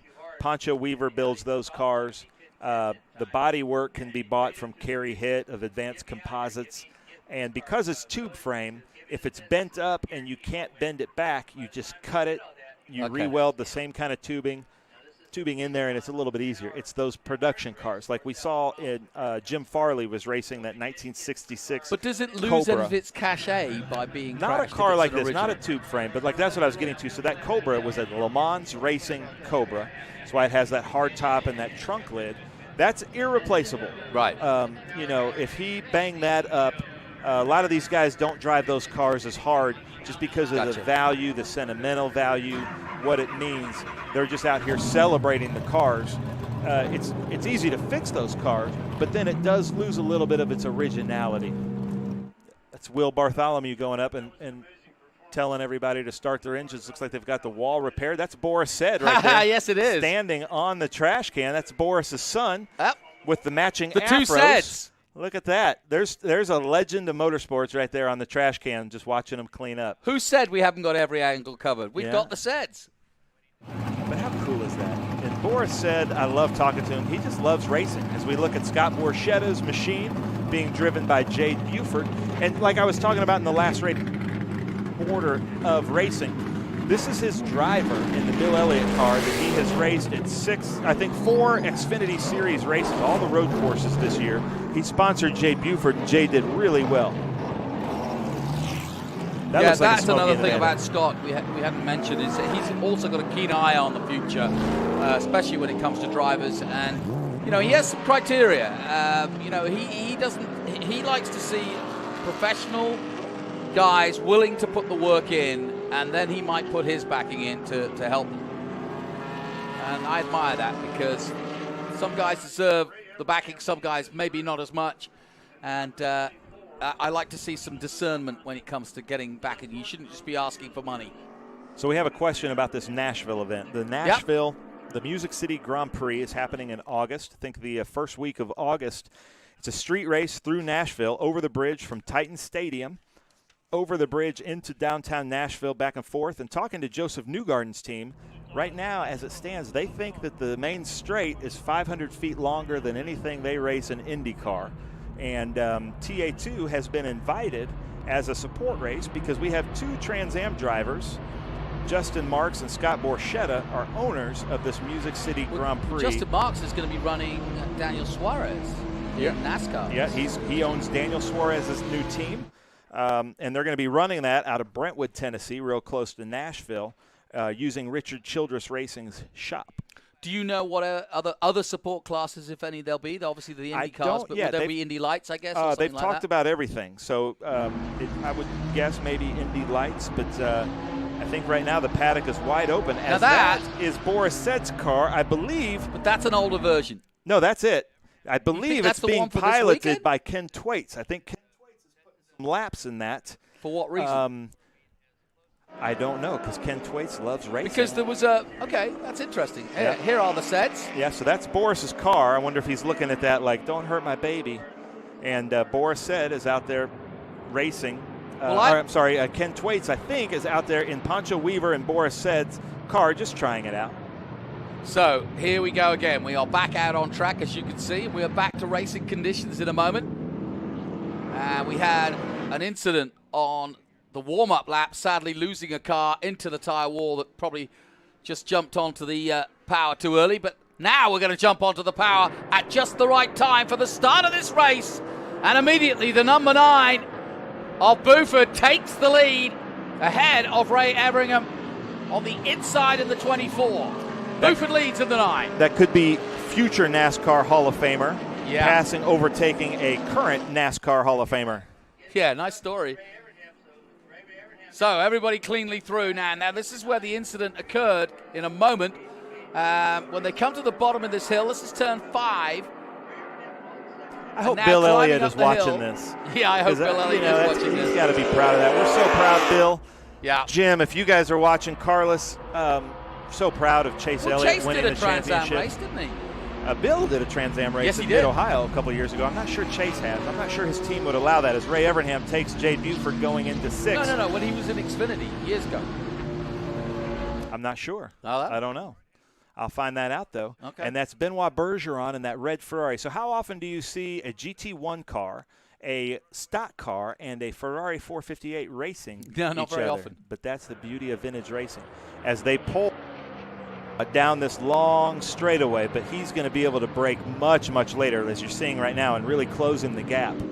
And then that's Bruce Raymond in that brand new TA2 car from Silverhair, last year's Group 10 champion. And that's a pretty car. I think that was Rafa's car last year. Yeah, I think that would have been, makes sense. So Everingham has got the better down the back straight of the number 9 of Buford, but they're all slotting through. And it is Ray Everingham from Buford, then Benoit Bergeron in 3rd place, Bruce Raymond in 4th, Dave Ricci in 5th place, Scott Lovett 6th, and Lance Osek in 7th. That's a great looking car there. Ernie Francis Sr. and the Breathless team prepares that car, and it does look like a Bandit car. Sounds great, doesn't it?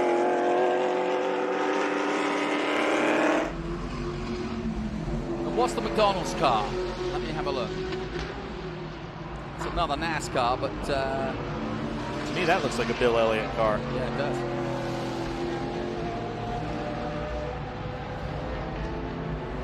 So we finally underway after a bit of a delay, but we're going strong in our group racing here for SVRA. Our grand finale here for the SVRA 2020 season. Ben Sissel and Jonathan Green bringing you the action across the live stream.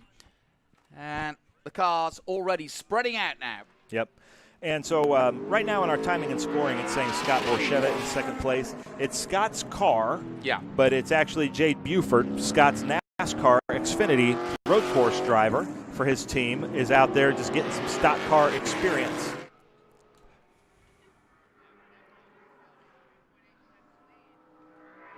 That's a smart move, actually. Use the historics to actually drive, because they haven't changed that much. Nothing more valuable than seat time. And look at this GT3 Cup car coming up on the inside there. It's a good move if he can hold it. That's David Richardson in that 2007 Porsche GT3 Cup car. He's racing with us in International GT this weekend, but also there in the Liqui Moly, it looks like your, what is that? Motul sponsored Porsche, the 06.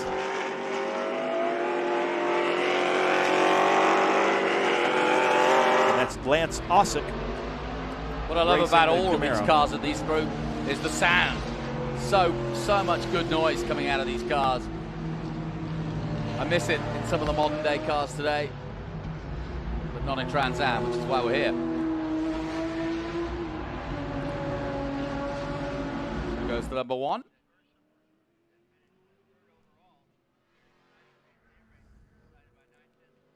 That's Michael Charamonti in the Porsche GT3 that we saw for the number 1. Yeah, he actually had a pretty bad off yesterday in the International GT race, and I spoke to him because he safely pulled off the track, which we asked him to do, and got a chance to speak to him. He was not real happy about that. Yeah, there he is.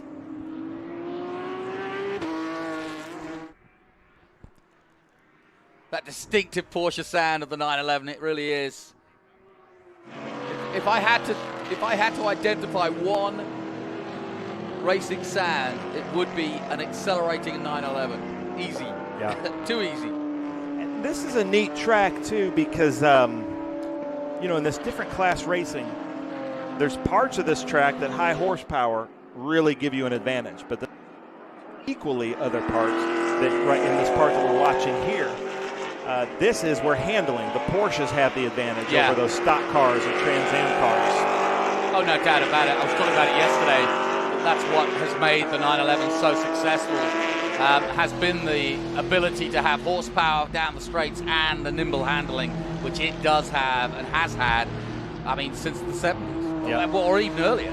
And if you're seeing all these cars with Mission on them and you're hungry for Mexican food because they make the best chips and tortilla chips, Juan Gonzalez is a big sponsor of this series, the International GT that these cars race in, and he's here racing with us this weekend.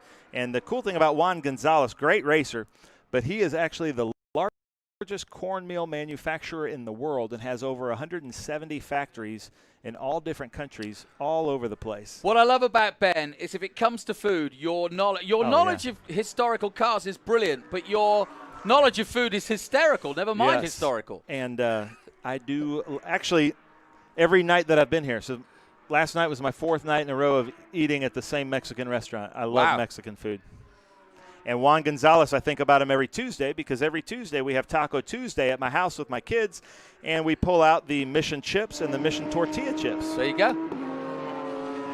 Now, we're running out of time in this one because we've got, 3 minutes on the clock, just over, so they should get another lap in, and then I think we'll be down to last lap time or even checkered flag line. In fact, I'm watching the checkered flag man actually unfurling the checkered flag, so I don't think it's going to be long before this one's over, and Ray Everingham with a 3.8-second lead now over Buford. As we take a look at the number 90.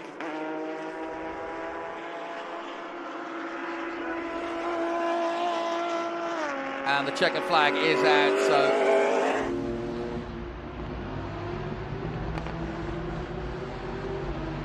that was Brent Bermath in the 90. Here he is, coming down towards the checkered flag himself as we finish this one and try to stay on time. There it is. And always good to see these guys in action, and just the mere sound of it, even in this bulletproof glass tower I'm in, it still sounds pretty darn good. Yeah. I can't wait for us to talk to Ray Everingham because I've been following him. He's been racing with us here as a race car driver. You know, we've all followed his NASCAR career, but as a race car driver, a road racer, he just made it up in his mind he really wants to become a fast road racer. And he's put a ton of time and effort into it, and he is really getting fast. So that concludes our group racing from the Group 10. One of our more exciting, perhaps, as Ken Thwaites, it looks like, brings that Boris Said car home. I'd like to see the smile on his face. Yeah. 850 horsepower. Audi to that, that's got to be a difference. But Ken, you know, being a big American muscle car fan himself, I'm sure he can handle it. There's the Python. Yeah, and we call it as he's on. giving the oi-oi to the corner worker there. But that's the Australian Cobra, the Python. And we want to thank all of our corner workers putting in this time. And if you want the best seat in the house at any road racing, volunteer at your local club and become a corner worker. Here we go then. This is the official result of Group 10. Ray Everingham, the absolute legend, wins in Chevrolet Corvette. Benoit Bouguerin takes 2nd place. And it's Jay Buford in 3rd. Bruce Raymond in 4th. Scott Lovett in 5th place. Richard Richardson, Dave Ritchie. Michael Charamonte in 8th position. Lance Ozak in 9th. And Randall Kasling in 10th position.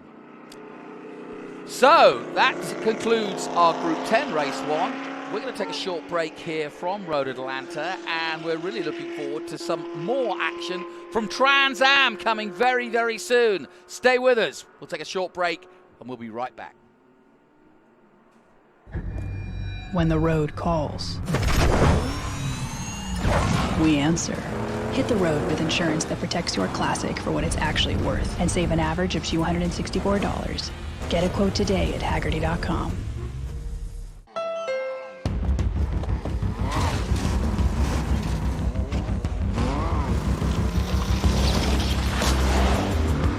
challenging spirit within Honda. It gives us the courage to go faster and the thinking to make it real.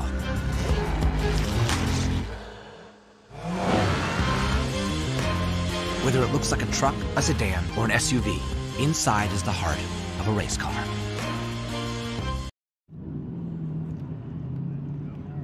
Welcome back to Road Atlanta, and we are putting some rubber down today, no question about it, as we turn now to our Group 1, 2, 3, and 4.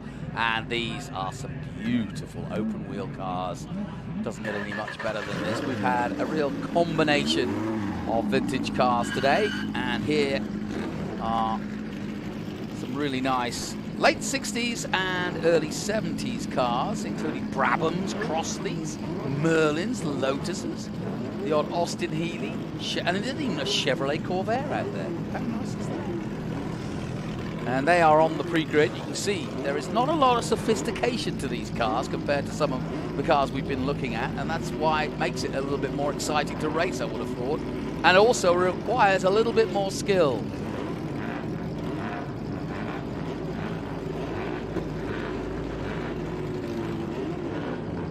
Daniel Becker, there he is. Daniel Becker in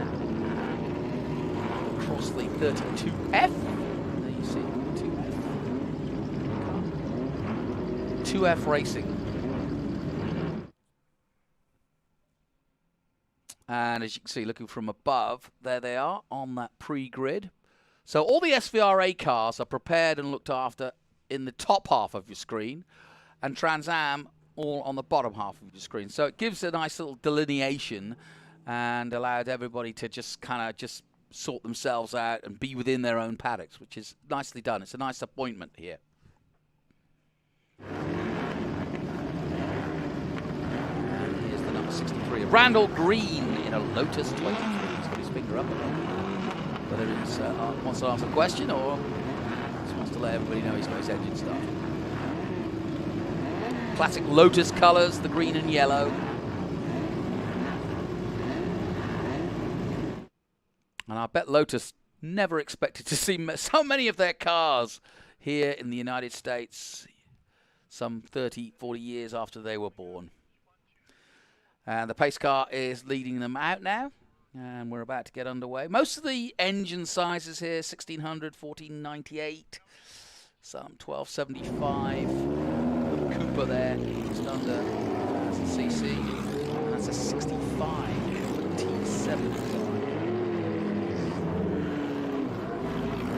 But like I said, what I enjoy about watching the different groups is to see this sort of evolution of motor racing as it progressed through the years. We've just seen that Panos in action, and we just saw that Formula 3 in action, and in many ways you could look at these cars as being the rudiments of where those cars came from in many, many ways.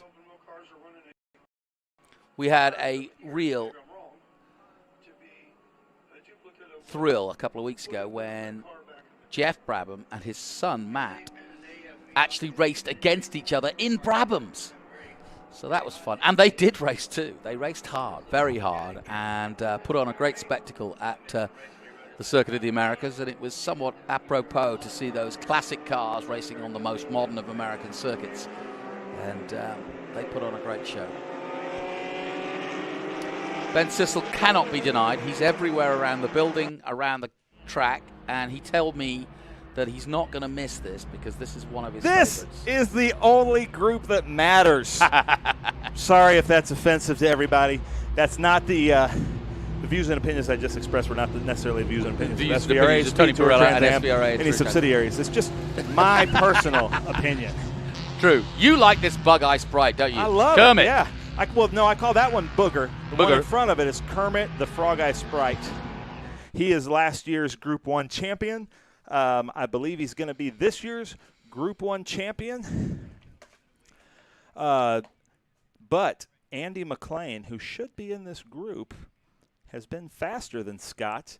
They have equally prepared 1958 Austin Bug Eye Sprites. Have you gone yes, through the he is list? the faster of the two, Austin High. No, I haven't been through each and every one. I just mentioned the smorgasbord of different cars, from the Brabhams to the Lotus and so on and so forth. And this is a crazy group. There's just nothing that we could have done. We don't like to mix production cars with open-wheel cars. There's some visibility issues and just also durability issues. Yeah. That, you know, if a open-wheel car hits production car, you know, it could be bad, but it's all we could do. So if you're wondering what's happening, we don't normally like to do this, but there are some really cool cars in here. And one of my favorites in the open wheel class, but I'm not seeing him, is Tom Freilich. Oh, there he is. He's coming in right there, number 10, the black car. He's a Formula 4 driver. I've got a good story about him later as we see Booger, and here they come to take the green, Jonathan. Yep, this is our group 1, 2, 3, and 4. Open wheelers and a few extras heading for the start of their race, their first feature race of the weekend of 2. And away they go. Green flag waves. And a good start from Robert Bowden in the number 40, right at the center of your Look at picture. that Lotus The inside comes inside. the Lotus. Ooh, nicely done. Randall Green in that 1963 Lotus 23B. Now expect that Formula B to get back up to him, but he just had a really good run down the hill, used his momentum, and took the lead. Let's see if anybody uses the curbs here. And the ever-present John Nash is in this one too, in his Lotus Super 7. Yeah. He gets some mileage in that And thing. if you keep thinking, why is his car in two different groups? It's not. He has very similarly prepared cars, both prepared for that group. And this is a different group, 1, 2, 3, 4. If they're in open wheel, they're group 2. And usually the Lotus is actually group 5. So that should be a... And by the way, if this is all meaningless to you in terms of explaining the groups, we can explain them, but you can also go to the SVRA website at any time and look at the groups and how they're specified and what counts as a group car and what you need in terms of displacement and in terms of preparation. And it's actually a good read because if you're into these kinds of cars, then you can understand how the groups are made. And it's no mean feat. I'm quite impressed how you put the groups together. Yeah, it looks like we had a change for lead, and now the Lotus 23 is using its momentum to get back. But for a while, Robert Bowden had the lead in his number 40A Alpha. 1969 Brabham BT29. I'm in the process right now of editing what I think is the best vintage race I've ever seen, which were the Formula B race at Circuit of the Americas 2 weekends ago, where we had two Brabhams driving Brabhams. I know, I just explained that. And Tonis Casimets. It was unbelievable. And we're going to put that up on our social media here soon. And then you see this number 10 there, that Formula 4. That is Tom Freilich. This is going to take a while, but it's worth it. We'll stay on it. Tom met me by coming up to me and saying, hey, do you do the videos for SVRA? And I said, yeah. And he goes, well, you need to do more open wheel cars. And I'm like, you know what? You're right. Tell me more about that. Let me learn about that. And so he talked. We've been friends ever since. Great guy. I try my best, Tom, to include. I love the livery on this, and Marilyn, his wife, actually came up with that font for the 10 and the color scheme. It's nice. But he is a builder in Key West. He's just done a 4 or 6 month trip around the country in his RV doing trout fishing, fly fishing. He's a builder in Key West, a post and beam builder. Well, who's doing the building then? He is also a champion sandcastle constructor. 2012, 2013.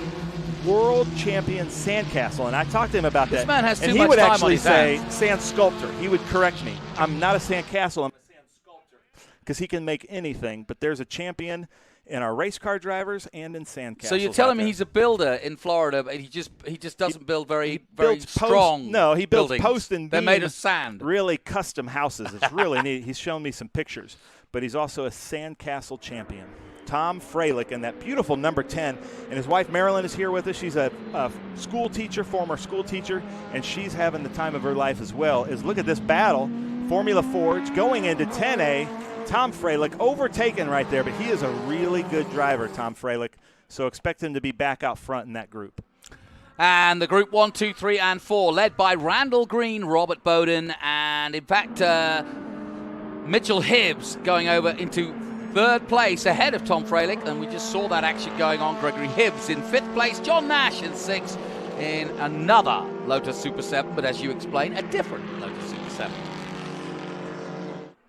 This is a fun race right here with these open wheels. Even though this is a small group, this is close racing, And there's some different classes here, even in these cars, even though they look the same and they're different styles of Formula Ford. But you've got Formula Ford, you've got Club Ford, you've got Formula B. So there's a lot happening right now. And if you just go to the settings on your TV and change it to black and white, and I change my voice to this, you can say it's 1969, and here they go, up the hill here at Road Atlanta. Absolutely splendid. What a sight. As they come down to our cameraman Tom at turn 6, what a sight to see. I'm going to do that. I'm going to take that piece right there and make it black and white for our social media. It's like watching those old, Pathé videos? Yes, that's exactly what the impression was. I'm glad you got the reference. I love it. You're going to have to do that from now on. That's Daniel Becker there in the 71, 1977 Crossley 32F.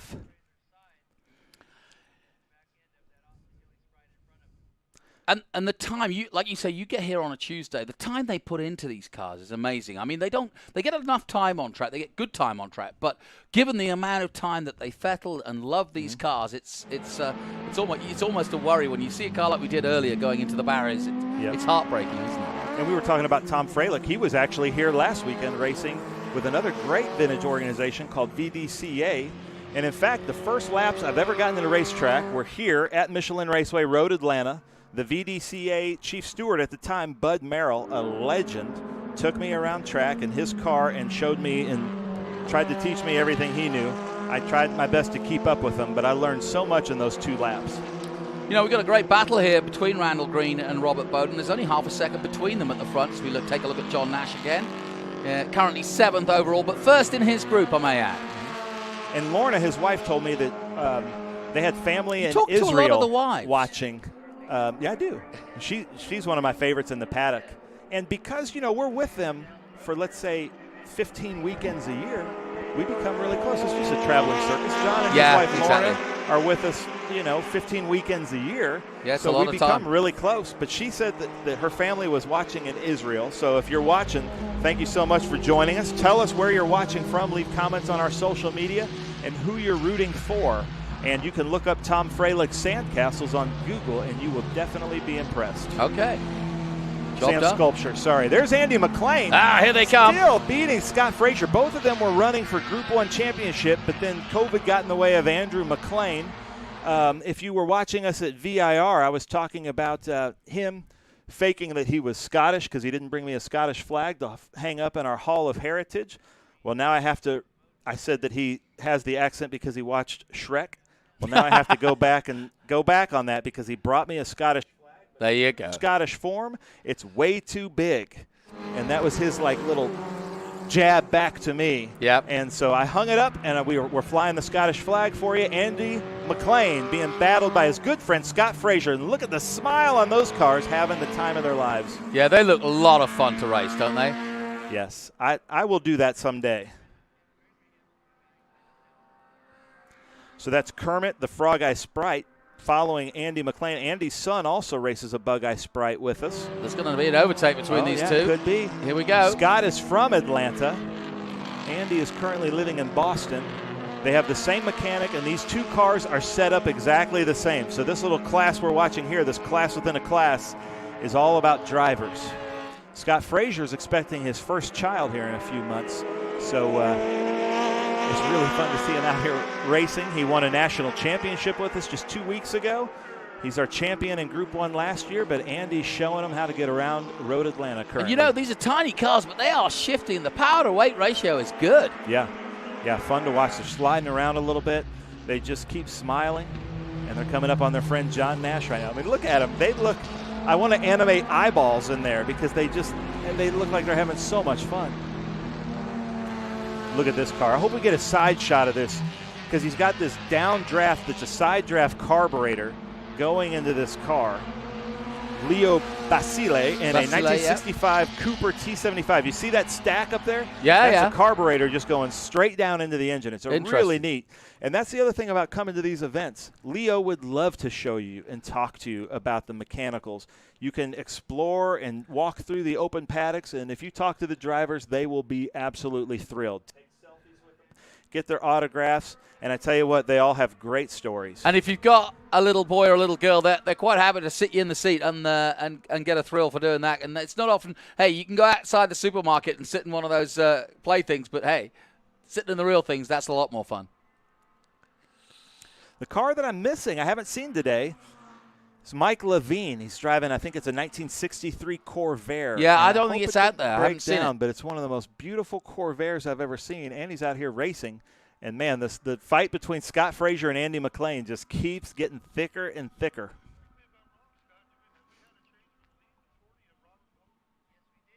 Looking high above the road Atlanta forests, the hills of Brazelton, Georgia. And it's been this way for quite a few decades now. This circuit has seen some fantastic racing over the years. Look at this battle. And we've got people right now watching from upstate New York, Syracuse, Alabama, Maine, Michigan. So thanks for joining us. Tell us who you want to see more of as we watch Tom Freilich now is leading that train of Formula Fords at Michelin Raceway Road, Atlanta. Hey, here they come. Now that's Scott Frazier's brother. He did our racing school at Roebling Road just this year. Alex Frazier in the 1972 MG Midget. That's actually Rick Frazier's car. But Rick had an injury unrelated to racing, I think, and is still not feeling well. So his son Alex is like, I'll take it, Dad. But they're from here in Atlanta. They have a construction company.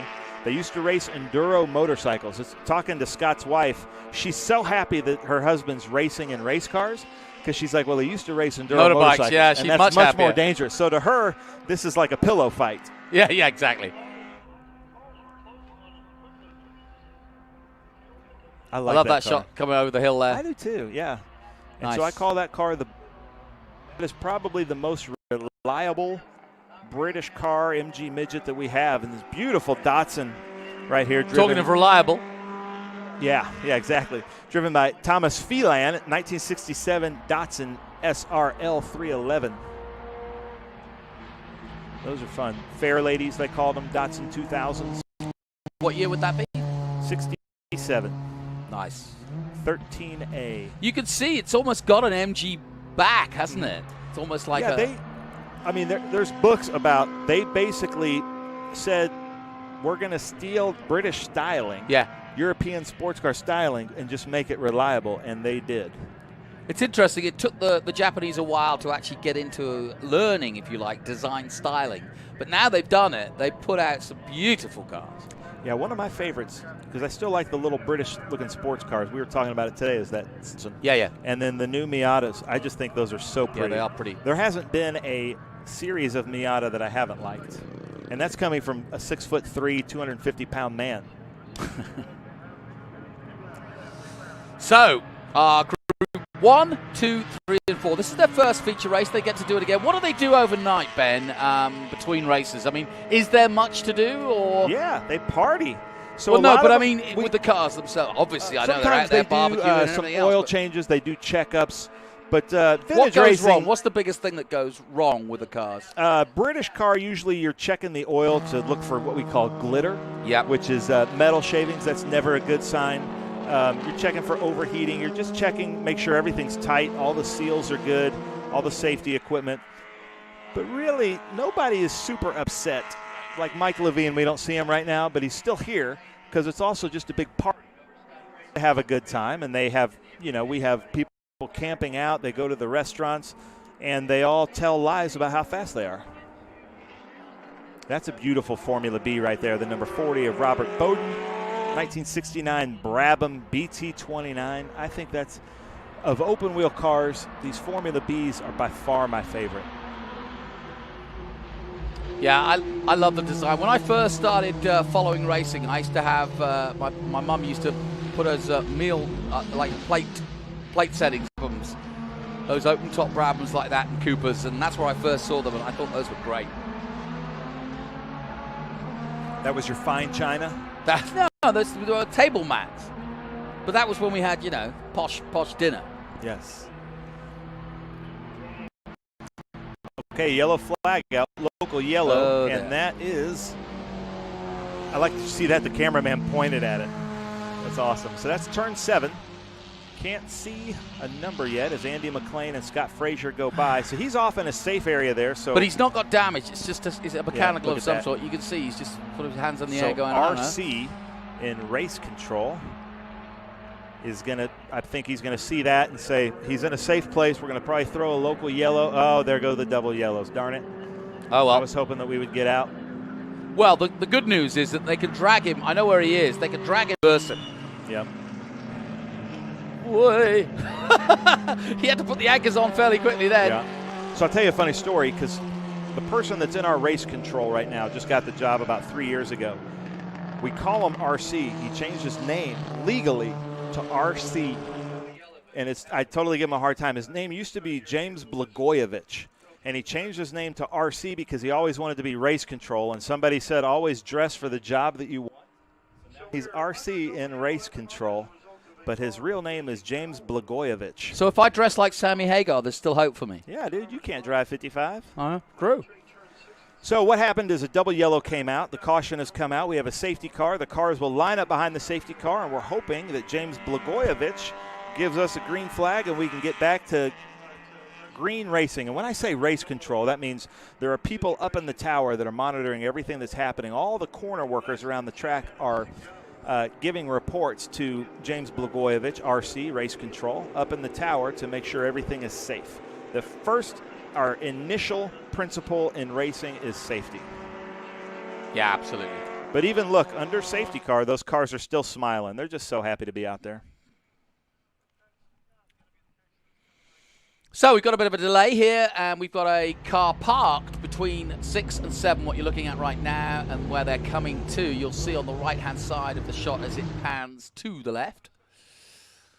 Or in fact, if we look down, you can see there's quite an action. We have a comment from Manley Ford right now that's watching, and one of my favorite shots I've ever gotten. We were at an all-MG race, which, of course, is the best racing, and Manley Ford got up on 2 wheels in his MG T-Series, and then I had a camera on an MGA right behind him at Groton, which is a crazy racetrack, and then that car got up on 2 wheels. It's really cool. So Manley Ford, thanks for joining us. He said he went to school and used to race here back in 1984 was his race school and has been racing ever since. So welcome to the broadcast. So we're having legends of vintage racing join us today on our broadcast. Welcome, ladies and gentlemen. Yeah, and I can see the checkered flag being readied. So we're going to finish under yellow checkered. Yeah. That's not fun for anybody. No, but it's safe. It's safe, exactly. And you make the good remark. And these engines will get to cool down a bit. Scott Frazier's not going to be happy because that means Andy McLean came out on top. Oh, that's right, yeah. So Shrek beat Kermit, the Frog Eye Sprite. I need to put on the headlights, I need to put those white ping pong ball Kermit eyeballs on there at grid so he can't get out and take them off. So there's the checkered flag just in front of me, and in a moment you'll see it yourself as they come down the hill. There it is. And unfortunately, we finish under safety in our group 1, 2, 3, and 4. My thanks again to Ben Sissel for taking us through some of his favorite cars, without a doubt. I enjoy watching him describe and listening to him describe them too.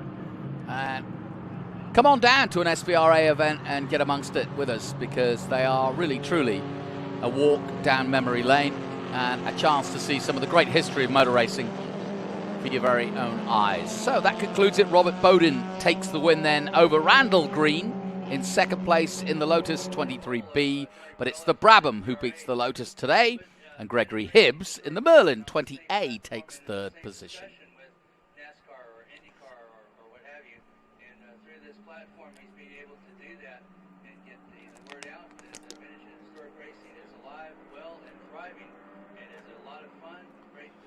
And in a moment, we'll have some more action on track, but quite different action, as we go back to the Radicals. Confirmation of the result, though. Robert Bowden takes the victory in the Brabham. Randall Green takes second place. Gregory Hibbs. Then Tom Freilich in fourth position. Daniel Becker in fifth. Andrew McLean in sixth place wins the battle of the Austin Healeys. And Scott Fraser 7th, Alex Fraser 8th, Thomas Phelan in 9th position, and Mitchell Hibbs rounds out the top 10 in that Merlin MK11A. So that's the group results. We've got some great radical action coming up next, so stay with us. And if you're wondering, yes, the TA2 Championship is also coming up very soon. Stay with us. We'll take a short break. I'm Willie T. Ricks. Meet my friend Brian Cook, a wealth advisor, who's one of us, a winner. Both racing and finance are unpredictable. You want a pro team guiding you. Brian and his team work hard to keep you winning in life, not just financially. Get to your goal faster and enjoy the drive more. Schedule a free conversation with Brian at Cook Wealth Management, SVRA's official wealth management company. And join Brian and me in the winner circle.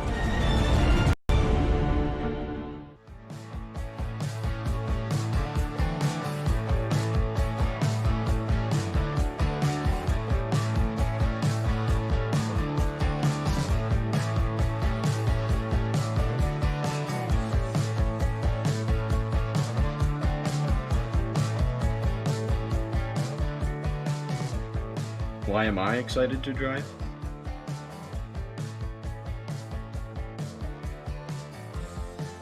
It won't be a burden on my family to drive me to my extracurriculars, including swimming, show choir, voice lessons, youth group, and leadership programs. It's places I need to be, like sports, so my parents don't have to drive me, and so I can have a social life. I'm excited to drive so I can go from 2 horsepower to 100. I could say because of freedom, but I'm more excited for what I will be driving. A 1972 Datsun 240Z. I'm excited to drive because I'm going to save the manual, like this one. Hey man, you can't drive that thing yet. You don't have a license. I am excited to drive because it'll be a monumental step to a life of independence. And who knows, maybe my dad will let me drive his favorite. Beats walking. You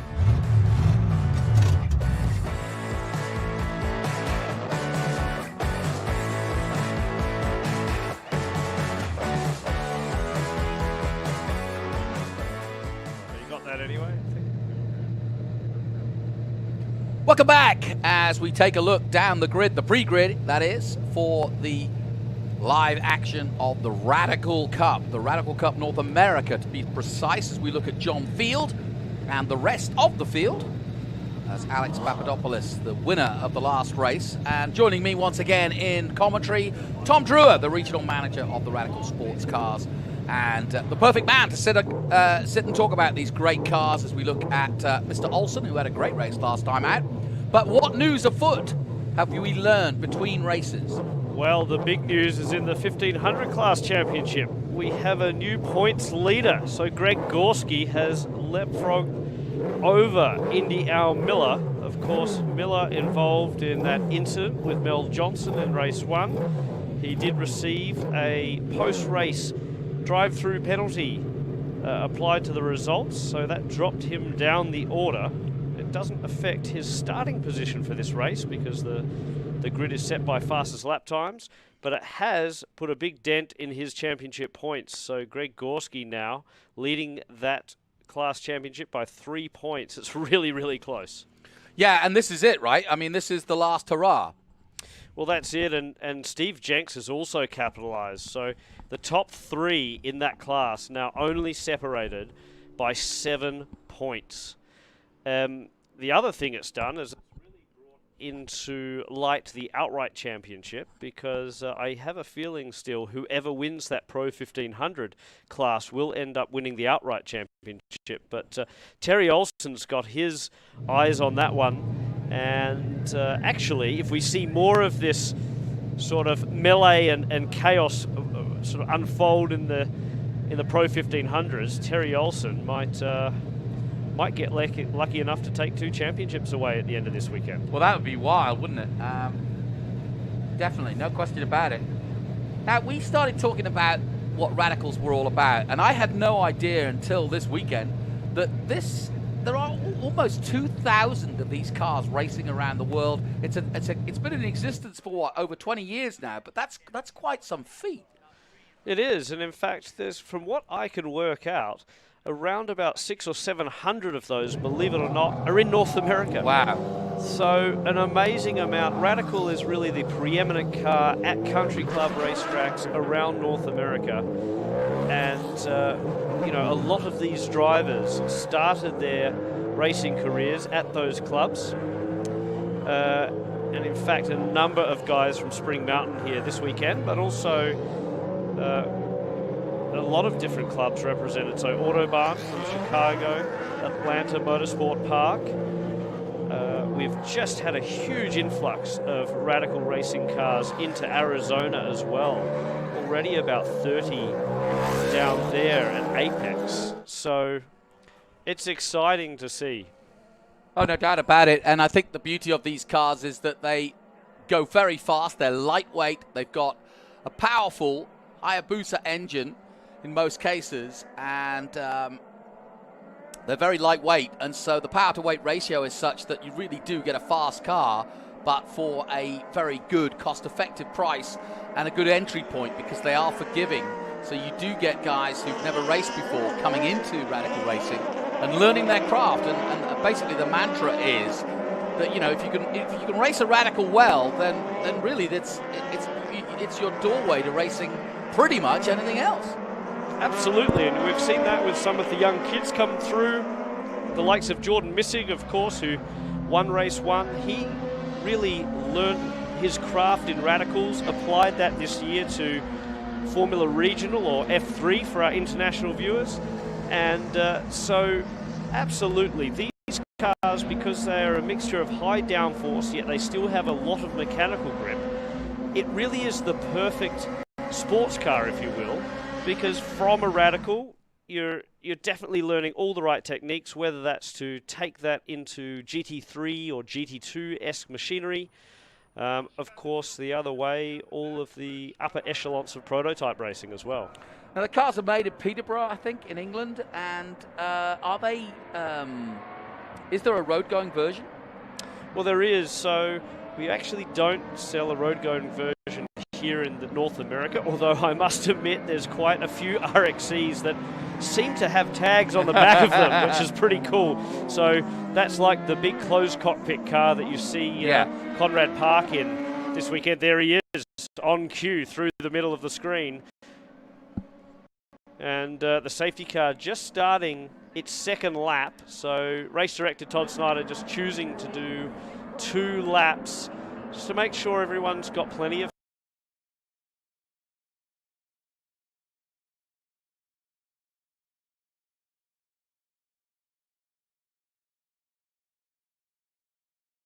good.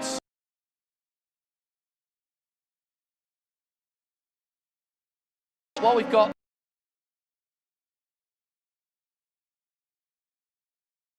and I found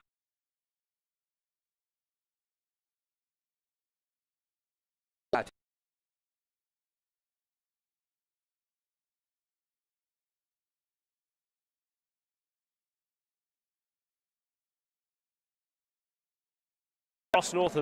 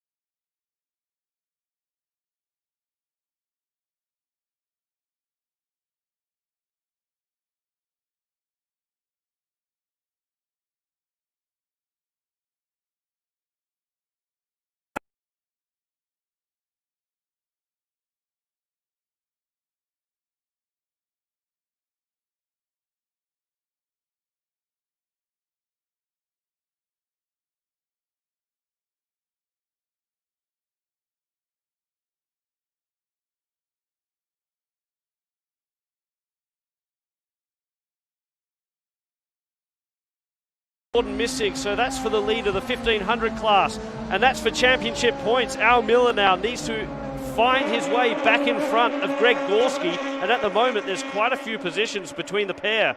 So Al Miller needs to make amends for race 1. He's doing it on screen.